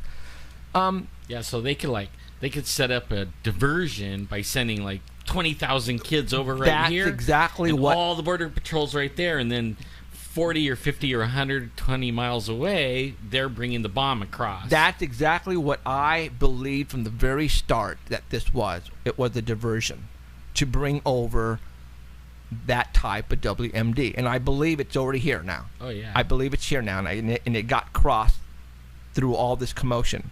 I read that the NSA already said they think there's 3. Okay. Now, already. Let's talk about the FEMA camps. In each FEMA camp, there's probably going to be 1,000 people. Imagine, and in these thousands of people, let's say 1,000 people, all right? They don't know who's in all. I mean, they're probably crowded like sardines on cots and on floors, on cardboard with blankets, and they're just literally thrown in there. What makes you think that the possibility of somebody getting picked up by our government just off the street and thrown in one of those FEMA camps, do you think they would ever find you? Let's say if your family all of a sudden found out you were missing and they could not find you. This would be the perfect opportunity for a government to pick you up without anybody realizing it and throwing you in one of these places. And that's it. You're gone. I mean, obviously they can kill you and put you 6 feet under, but if there's a lot of us that they want to get rid of right now, this is the perfect opportunity for them to do it. Is throw you in with all these kids and all these people, and that's it. You are not going to get out. All right? That's what scares me. Figure out what to do. That's what scares me, okay? Because that's what these FEMA camps are now going to be for, is to pick people up and throw you in there, and that's it. I mean, they're going to have guards placed all around with machine guns, and if why do you think the military is not allowing congressmen or anybody like that to enter with cell phones or telephones or any type of camera equipment, sound equipment? Don't you think that was kind of unusual for me when I heard that? And when I was reading about that, that is actually happening. You know, they're not even allowing congressmen to even enter. And if they do allow you to enter, which I remember them saying so, they confiscated every single person's cell phone and any type of recording equipment. They could not bring it inside. So why not? Why are they not allowing us to do that? Well, obviously they don't want you to record whatever's inside. If it was a white person or a black person or a person of Indian or that type, you know what I'm saying? Then they're not going to allow you to videotape it, because I have a feeling those type of people are in there as well. All right? Yeah, like Arabs. Arabs, that you know. come over here and go to school, and then they, like the one that, did you see the article where the kid took his, and he's American, right? Born in America, Egyptian. He took his car to get an oil change. They raise it up on the rack, and what do they find? A big old giant tracking thing underneath. You know? And then they came and actually went to his house and said, "Hey, that's ours. You give it back." And so I guess what he did with it first, though, he took a video of it with his cell phone and put it on Facebook. Yeah, Good for him. that was fun. Sorry. So FEMA camps, they are here and opened up for business, you guys. FEMA camps, when we were talking about these things a while back, people were laughing at us, saying, no freaking way, you guys are so into conspiracy theories. Bull crap, that will never happen. They had to have a reason to open them up. Here's your reason. It just happened. Okay? All right. Now we have one here in the north in Corcoran. I don't know if I think I posted it on Facebook, my wall. We have a prison that is abandoned. Guess what? That is going to be our FEMA camp right there. Because I was trying to find one, and as soon as I read it in the Fresno Bee or one of the news agencies carried it, I said, holy smokes, there it is, right there, and abandoned. And they're trying to figure out what to do. They're thinking about, you know, leasing it out to San Diego or Southern California for them to bring in their overflow of prisoners down to here. No, they're going to use it for a FEMA camp. I mean, it's a perfect place in the middle of nowhere, and it's abandoned, and it doesn't even make sense, because the government said, oh, because our prisons are overfilling and they're letting the prisoners go, right? Yeah, I mean, and way then here before you their have time. this big old prison out in the middle of nowhere, and these people, you know, they spent, I think he said like $150,000 to, you know, get the state to let them put prisoners, and they denied it and said, no, we'll just go ahead and let these guys out. Yeah. You know? Keep the pot smoker, but we'll let the martyr and the car thieves and everybody go. Right. No druggie gets out. All right. So be careful, you guys. I hope you guys don't go missing. Well, if we don't show up next Sunday or one of these Sundays, you guys know where we're at. So, all right. There was a picture put on Facebook and it went viral, and shame on Steven Spielberg. Shame on him. All right. How dare he shoot? How do you pronounce it? Triceratops, and actually sit by and have a picture taken with it. That's just absolutely rude. PETA should be up in arms about this. And you know what? People were taking this seriously. Well, at this point in time, we don't know. But if you take a look at the picture that I have posted on live stream right now, one of the comments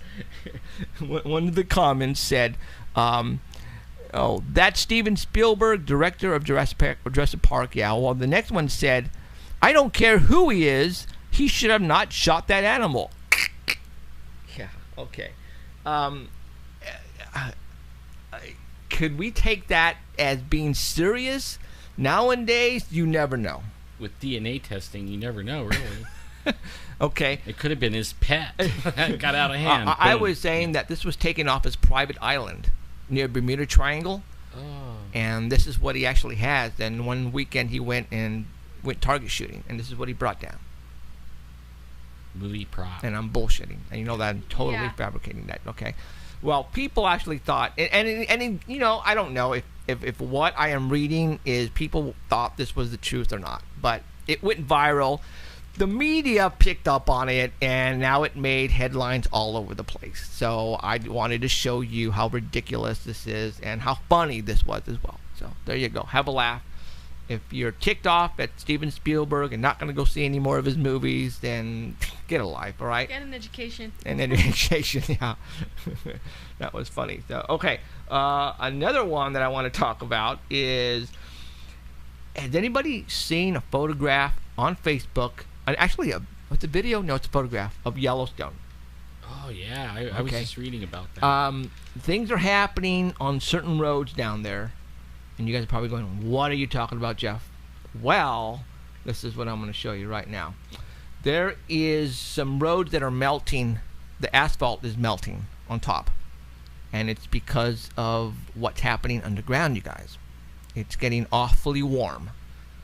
Yeah, and animals left the area. I remember. Do you remember those videos on Facebook? And this was about 4 or 5 months ago. It was a while back. The buffalo were all running away. On the highways, and they were running. Well, people said that's what they do. They run in herds and all that kind of stuff, and people were dismissing it. And then all of a sudden now you have this photograph that shows up, and it is legit, because I remember now reading that there was a family out in that location did see this and actually commented that yes, this is true. As a matter of fact, a lot of the lakes and ponds in that area are now steaming very heavily because the water is getting extremely hot in a lot of different locations. As you guys also know, the earthquakes are picking up. As of yesterday, Oklahoma has become the #1 state in the United States for earthquakes. They have overtaken California. California is now #2. Did you guys know that? So Oklahoma, if I'm not mistaken, I think Alan had relatives in Oklahoma and said that they left California because of the earthquakes. Yep, they said they'd rather live in the tornadoes than they're more scared of earthquakes than tornadoes. Okay. And I told them I'll never move to Oklahoma because I'm more scared of The tornadoes. yeah, absolutely. So Well, now you go over there, and now you have the best of both earthquakes worlds and tornadoes. So you got oh the my best God. best of both worlds. You guys Yeah. are shaking, and you guys are hailing. I mean, you guys got everything now. Yeah. So now, why Oklahoma? What's going on? Well, they say possibly the fracking that's going on, the drilling, and that's what's causing the tremors. But the tremors have been pretty good. 4.3 hit yesterday, and that's where they're at right now in Oklahoma, right around 4.6, 4.5, That's 3. a good shake. That's some good shaking. Yeah. That's absolutely some good shaking you going will on. feel that. Absolutely. That's coming from a Californian. 100 miles away, you would feel that. That's rode a couple of them 4.5s out. So, so you guys are shaking big time in Oklahoma. So, what am I supposed to say about that? Hold on. Hold on, because I got a feeling it's going to continue. Yeah. Now, Alan, you know what? We only have 12 minutes. 12 minutes. And I wanted to talk about the video you placed on Cell. But we're not going to have enough time. Oh, yeah. Yeah, we're not going to have time. Next so. week. Yeah, next That's week. a good one, That's too. a good We one. should So, take some yeah, time things on going that on. one. Well, I guess I'm going to go ahead and break it right now. I was waiting for this one. Okay. Missing 411. We got David Paulides on September the 7th. Mark your calendars. All right. Mark your calendars. We got David Paulides, Missing 411, the new book that he just came out with called, and it's in black, so that's why I can't read it that good. It's The Devils and the Devil. Well, guess what? I got 2 books to give away on the day that he comes on. All right, so he sent us a couple of books. So You still got 1 book to give away tonight. Oh, and let's go ahead and do that Oh, yeah, right we only now. have 10th caller. 10th caller for paranormal profiling, Martha Hazzard Decker. Call right now, 559-287-8367. And you'll get to talk to me. And you get to talk to Emerald. Ooh. And No. I was going to say, don't talk dirty. So actually, she might like it. No. Caller 10 at 559. I don't care where you're at. If you're on a little island near Easter Island or near the Bermuda Triangle, if you are, I don't care where you're at. Yeah, in fact, that's the devil's in the details. Yes. Right? Call, and if you win a book, I will send it to you no matter where you're at. All right? 559-287-8367. The last 4 numbers representing the letters UFOS. Yes, I chose it that way because that is my paranormal hotline. You can call me whenever you have something you want to talk about, if you have a sighting, if you want to let me know some top secret information, that is the number you call me on. All right? Don't call me right now. Call me later on this afternoon or evening. If you want to talk about something that you know that you want to pass some killer information, then call me at that number. That number is our 24-hour paranormal hotline. Again, it's 559-287-8367. The last 4 digits, or actually the last 4 numbers represent UFOS. I have had that number going on 10 years now. It is I carry around 2 iPhones, one personal, and that one is my 24-hour paranormal hotline. I have everybody calling me on that line, guys. I have, and I don't want to say what law enforcement, but let's just say I have a couple of law enforcements who call me and let me know when unidentified flying objects are over our skies at 2 o'clock in the morning. I even had a congressman call me at that number to say, I just saw a triangle, black triangle, hover, go right over my house, and he lived in the foothills somewhere north of Fresno. And it was really cool because that's the type of people who watch us, who listen to us. They trust us. They trust what we do. And I appreciate that, and it's because of that it just gives us the more energy to keep doing what we're doing. We'll roll on stuff. Oh my God! Like yeah. if you give us a call and it seems legit, we will roll We'll out roll. there. All Just right. like the guy that saw the Bigfoot, we're rolling. Oh yeah, we're rolling next Saturday. We we're are going, you know. rolling. You better believe it. We're rolling with all kinds of equipment. So on September the 7th, I believe that's when I got him booked. I'm pretty sure it's September 7th. And the reason why, because he is booked solid, and I wanted to get his book and read it before we had him on the air. So, Missing 411, the devil is in the devil. Is that right? Devil in The details. devil's in the details. Oh, I'm sorry. Detail. Thank you. Yeah. The devil's in the. It's black. Why did you put it in black? Red and black. You can't even You're see blind. it. No, look. Oh yeah, you can't see it. You can't see Just it. missing 411. Yeah, that's it. exactly. So that's why I have to go out. But, So you know, that's interesting. We talked about that a little bit on a show about the devil in the details, where everything's named something. the devil, where Did we? these Did people we? are Did we? missing. Yeah, we did. We were talking about it. There was an article in like Devil's Canyon, Diablo. You know what I mean? So I wonder if that's what we wrote a book about. Because That's what the book's about. It's about that. It's gonna be good. All right, so I can't wait. So that's going to be cool. I can't wait for that. As you guys know, we were one of the first shows to interview him in 2012. There is a video right now that's doing outstanding that's on our Facebook wall that has him from 2012. And it has over 19,000 views, and it's getting like 100, 200 views a day. Right. Yeah. It's incredible, you guys, and it's like, wow. Seems So, like everybody's interested in David. Yeah, and what he's talking about, and that's really interesting. People are disappearing, and maybe they're going in a FEMA camp. Well, it's going to be interesting. I can't wait because obviously there's going to be a lot of stuff I want to talk about. I'm not going to try to trick them and tell them to say Bigfoot or anything like that. We're going to talk about certain cases. I'm going to talk to him about the closing of the park and see if he knows about that. I'm hoping he does. If not, I'd like to talk about that. But we're going to have him for about 90 minutes. Well, it's good because what he did is he associated. I was reading a little bit about it. A lot of the hot spots, like even the one in Yosemite, the Devil's Post pile. There you go. Right, everywhere where there's like a hot spot has a devil name. There you go.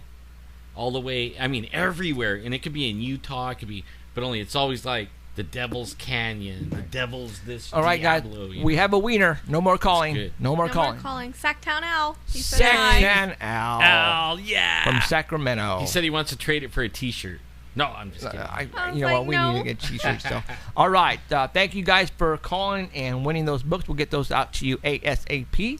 Again, on September 7th, we're going to have David Paulides on. And again, if you guys want to go back and watch this show that we had with David Paulides, it's on our Facebook wall. I'm sorry, on our website. Yeah. Go look at the link where it says Archive Shows, and it's Paulides Missing 411. Listen to it because I think it's one of the best ones that are out there right now. and that's why we're getting so many hits on it. We're getting so many hits. You can Google or go in YouTube and type David Paulides missing 411. It'll be the top video that comes up. We're doing really well on that video. You'll see Jeff's face with the 411 book right in front of it, with the set behind him. Like, it's nice set. So I can't wait for that show. It's going to be a good show. Just like every show every week here, we try to bring you the newest stuff on paranormal and stuff that you haven't heard of. I still have another page that I wanted to talk about. Obviously, I won't be able to because we just ran out of time. Next week, we're going to have, again, some killer stuff. And my intentions here are to blow you away. And I think I'm doing that because a lot of people are now coming and telling me that, dude, I went back and I researched what you said, and it's all true. I thought you were lying. Yeah. And I'm opening up their eyes and their brains as well, because again, you're not going to hear this stuff anywhere else. I'm really into the Illuminati, the symbolisms of videos, of movies, and we get this. And we go in and we try to find the symbolisms, and we try to show them to you, and tell you, well, look, my wife is really into that stuff. She's, I like to say she's my researcher. She has her own private little chair in the family room, stacked with paranormal books on the left and on the right. He's not kidding. And a little table with a glass of wine, and she's like reading away and had the laptop, and she's like, Jeff, get your butt over here. And I go, what? Listen to this. I'm a holy smoke, and I write it down. And because right now she's on summer break. She's a school teacher, and now she has the availability to just read like mad. And she's coming up with some great stuff, guys. And I definitely want to show you a lot of this stuff because you're not going to get it from anybody else. I tell you that right now because it's the truth. All right? All right. What is the Art Bell people telling us? How many more minutes? How many more seconds? How many more hours? How many more days? How many more weeks? I couldn't last that long with you two. Well, according to Dr. Sal, we only have 2 years, and we'll talk about that next year and see that's if he's telling the truth. That's gonna scare you, man. We're gonna scare you. We're gonna scare you guys, and that's our intent, because you're not gonna hear it anyplace else. As simple as that. You're not. So there you go. So all right. We have Possessed Tranquility, July 25th. Jesus Christ. Hurry. Our band, Possessed Tranquility. Fulton 55 on July the 25th, 2 weeks from now, is going to have a CD release party, and they're going to be showing their video for the first time. Everybody, we're going. We'll meet you there. Also, this weekend at the Manchester Center in Fresno, they're having that Comic-Con, and Possessed Tranquility is going to perform there. We're going to have a booth. So, yeah, it's free, believe it or not. They're going to have the upper floor of the Manchester Center full of, for all those people who love Comic-Con, cartoons, animations from Japan. This is what it's going to be all about. We're going to set up a booth down there. Actually, we're probably going to have to do it after we get back from the mountains, but there you go. Are we dead? Are we good? All right. We are out of here, people. Thank you very much for showing up. Bye, I everyone. appreciate it. My name is Jeffrey Gonzalez, Alan Thomas, and Emerald. Good night. Take care. Hasta la vista. See you next week. And I hope you witnessed something that you cannot explain. You have been listening to Paranormal Central with Jeffrey Gonzalez and Alan Thomas, broadcasting worldwide at paranormalcentral.net and on artbell.com. Stay tuned for next time. Remember to keep your eyes to the skies. And we hope you witness something you cannot explain. Looking for you, you're looking for me. We have to decide what it will be. Can it be true? Can I believe the unexplained?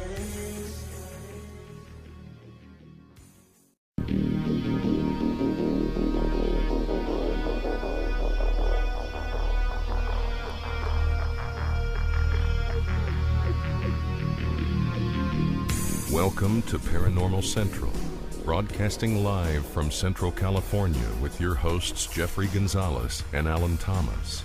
broadcasting video worldwide at paranormalcentral.net and broadcasting audio on the Dark Matter Network at artbell.com.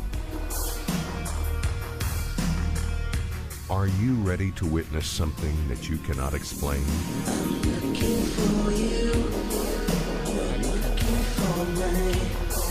We have to decide what it will be. Can it be true? Can I believe the unexplained? Look into the sky, you realize you're not alone. Open your eyes, you can find the trails that control. Hello, everyone. Welcome back to another episode of Paranormal Central, coming to you live from Central California in the biggest city in the world called Fresno, the one they make fun of. Wherever you hear a city on TV and movies, they always make fun of Fresno. Well, I'm going to tell you why, because we have it all here and they're just freaking jealous. It's as simple as that. We have everything going on here in Fresno, and that's why we started this about 20 million years ago, because I wanted to find out what was really going on. So, my name is Jeffrey Gonzalez. I am the host of Paranormal Central, and I started a little tiny group called the Sanger Paranormal Society about 12 years ago.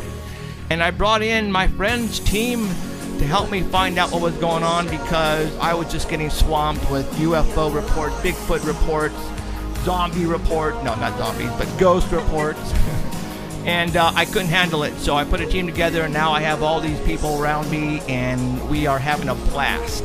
And right now, because we had so much stuff that we wanted to show you, we started this little tiny radio show, and it's called Paranormal Central. And now I have a co-host named Alan Thomas. Hello, everyone. Who almost didn't show up tonight. Almost. And my engineer, who's in front of me, who you can't see because she's top secret, wanted by the DOD. It has just to let you know that it doesn't take overnight to discover a new species. These guys had it took them 9 expeditions between 2005 and 2011, and they had to collect 16 different species to compare it to, and they also had to check all the museums around the world to confirm that this was actually a new species. So it took quite a while, and they found out that it's related to elephants, sea cows, and aardvarks. It's kind of weird because elephants are supposed to be afraid of mice, and this one kind of looks like one. Okay. It's rare for a new mammal to be found, but 3 of its relatives have been found in the last 10 years. So it looks kind of weird. It looks kind of like a mouse or a rat, or it has a long nose on it, small body, related to the antelope and anteater too. Now, this was founded in Africa, you said? Yeah, near Namibia. Okay. Yeah. And it eats termites. It's monogamous. Its babies are born with fur and ready to run. And it was found by one of the scientists by accident. He almost stepped on it. And he noticed that it was something kind of strange, so they did a bunch of DNA research on it and found out that, hey, they do have a new species here. So new species are still found all the time. Okay. That's just proof there to let you know. All right. Now, does this have anything to do with the shutting down in New Mexico? No. Okay. No. Now, why did I think that this was associated with that? I do not know. So, This was found in Africa, so. Do you have a report about the New Mexico shutdown of the land, by any chance? No. Okay. No, the land grab, that's what it's being called, is Right. the land grab. Okay. No, I don't. All right. I could have sworn this had something to do with it. Okay, no problem. But they're shutting down Africa. They're they're going to shut down Africa. Okay, right on. All right. Let's go to the next. What next one shall I be putting up there, The Ben? next one is Avocado Lake. Okay, do you want me to put the Google map? Sure. Or which one do you want me to put up? It's your call. Go ahead and put up the Google Map one. Okay. And This is from right in our own backyard right here in Avocado Lake. That's right. This is from the Bigfoot Believers page. Adam Bird noticed this on Matt Moneymaker's Twitter feed. Somebody had posted this picture on his Twitter account, but let me give you a little background on Avocado Lake, what you're looking at now. It's 23 miles east of Fresno. It's along Highway 180, and then you make a left onto Piedra Road and go about 5 miles. There's picnic areas there, swimming, fishing. It's a 210-acre park. 83 of those acres are the fishing lake, and there's a boat ramp there and everything. And Okay. so, this was sent to Matt Moneymaker via Twitter, and it shows a picture. You can go to the next one. Okay. It shows a picture of a blurry silhouette of something walking across a rocky shore. Okay, so what you're telling me is that somebody who monitors Matt Moneymaker's Twitter saw this photograph, and I guess Matt Moneymaker tweeted it then, right? Yeah, either he retweeted it or somebody saw it on his Twitter account. I'm not sure how Twitter works. I'm not on Twitter. Yeah, I know. I'm not either, and people are yelling at me that I should be, and I should. But it has gone viral. It was on every page of Bigfoot. You couldn't go to any page without seeing this. See, And it kind of appears to be running or walking fast.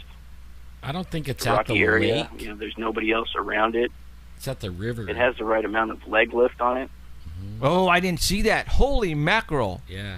I didn't see that, Danny. Oh, crap. The leg lift is the right amount that You- we're looking for, oh but my. it doesn't appear to be overly large. Right. I don't know, small or normal-sized person. Explain to everybody what the lift of the leg there is Well, significant if about you notice Bigfoot. in the Patty video that was shot in 1967, every step she made, there was an angle of her leg that cannot be duplicated by a person. And if you watch people walk, you might notice them. They don't lift their back leg when their trailing leg when they're walking. It doesn't lift up very high. Right. And on Patty's video, it's a natural gait that she's using, and you don't really notice it until you're looking at it. But her leg lifts almost kind of like an L shape. Right. And nobody in the world Oh my God! walks like that. I didn't even catch that, dude. That right there. Either if someone is playing a joke or a hoax, then obviously they know something about Bigfoot, because Matt Moneymaker, for one thing, tweeted this and it got sent to him. But if, for example, if this is a hoax, they know a lot about Bigfoot, because not that many people know about the leg lift like that. So and you either could duplicate it if you were running, but there's only this one picture, right, so we don't know if it was running or walking fast. right. So Wow, I didn't catch that. nobody else is around it, and it kind of, there's no backstory to it. It's just a picture, Right. and it appears to be one color, one solid color. It doesn't appear to be at the lake, at Avocado Lake. Just on the other side of Avocado Lake is the Kings River, so it looks like it's along the Kings River. That's where it is. And okay. because of all the rocks there. See, I And actually on the think other side of the Kings River, if you go back to the Google Map picture, is Trimmer Springs Road. And if you can look just northwest of Trimmer Springs on the other side of the river there, to the north and the south of that river, you can see orchards and vineyards and a food source. Yeah, right there. So that is toward the hills then, the orchards, right? Yeah. Okay, which makes That's on sense. the hillside, Which totally doesn't it? makes sense. And we've been talking about the lack of water, and when you don't have lack of water in the mountains, then you're going to lose food sources, and then when that happens, all of the animals come down our way, and you're going to talk about that.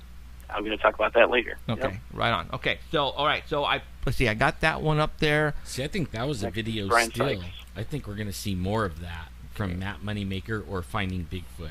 Okay, there's a couple of Sykes ones. Which one do you want me to put up? You can put up the one holding up the vial. Got it. All right, we're on. All right, this is from the Brian Sykes study, the DNA study. It's called the Royal Society paper. It was released in July 1st. Sykes is a Bigfoot enthusiast. He says it's not over, even though his testing part is done. He said it's not over, but he hopes cryptozoologists will be taken seriously. He feels that they've been treated badly by scientists over the last 50 years.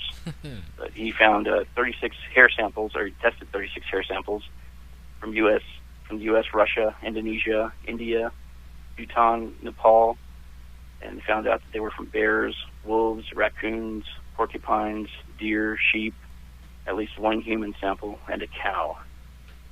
So no Bigfoot out of all that. No Bigfoot. Out of all that. Even Smehas. Is that how you pronounce his name? Yeah, it Justin was a Smith. bear. It was a bear. Yeah. So That's how what he did Smeha get a bear sample when he shot the Bigfoot? I don't understand that. Was When that he shot a Bigfoot and had it bleeding on his foot. He also shot he wore those boots for a year. right? And But shot 2 bears. he gave Sykes a bear sample, a bear hair and bear meat. Isn't that correct? Right. How can I think it was a wolf or something like that. Okay, well I then think one came back as a wolf, one came back as a bear, and then okay, well then come on. I mean, how what kind of I mean, right? I mean, if you shoot, you know what? Why would he give Sykes a wolf and a bear piece of meat? That doesn't make any sense to me. Does it? I don't know. No, okay, see that? Okay, let's stop right Well, there. then he obviously didn't shoot anything. Well, either he. Well, I do have an explanation, but it's at the end. Okay, well, I'll wait for your explanation there, Mr. Danny, because I want to definitely get into that. FBI, CIA, Emerald, Hi, not wanted. and so we're gonna go ahead and get into it because we have a great show for you tonight, and there is no doubt about it. We have. Oh my gosh, let's see. Right now we're going to have the Squatch Report, and for those who are tuning in for the very first time, if you are on the artbell.com Dark Matter Network, you can watch, or actually go to the homepage, I believe, and there they have the photographs that we're going to be talking about tonight. And Mr. Danny Valderrama is going to be explaining to us what each of those photographs mean. Danny, are you there? Hello. Yes. Hey, He is Danny. here. Yeah. All right. Danny, because we didn't have a show last week, well, we sort of kind of, but we held back because we had the technical difficulties, and we didn't have the right signal going to Art Bell, so we decided to hold off, and I think Danny's now going to have double the fun on Sasquatch. Is that right? That's right. You All got right. a double dose. Double dose. So we're going to, hopefully, I think it's going to take a while. So maybe about 25, 30 minutes. And then right after that, we have an author by the name of Martha Hazzard Decker. I love the middle name, Hazzard. And she wrote a book called Paranormal Profiling. And she's actually used to be in law enforcement, retired. And she's going to give us tips on if you are a investigator, how not to waste your time, because there's a lot of hoaxers out there, and she's going to tell us what are the appropriate ways of interviewing people before you go in and waste your hard effort. And you have to realize that it's our money, our time that we're putting into this, and we don't have time for goofballs. And hopefully she'll, show us and help us out. So can't wait for that one. So right now, what we're going to do is we're going to get into the Squatch Report. And we're going to go ahead and start showing you guys some photographs and start for last week's stuff that we didn't get to. And I'm going to go to picture number 1. Danny, let's go ahead and head to it. So right now what I'm going to put up is a photograph of Google Earth map. Is that right? No. No? All right, what do you want me to show first? It's the little tiny creature. The little tiny... Mouse. Oh, the mouse thing. I can do that. There it is. Okay. Go for it, dude. That's story number 1. This is from the California Academy of Sciences page from June 26, 2014. That little creature right here is called the Macroskeletes micas. It's a new species of small mammal discovered by scientists from the California of Sciences in San Francisco. This new species of round-eared senjai, or elephant shrew, was found in the desert of southwestern Africa near Namibia.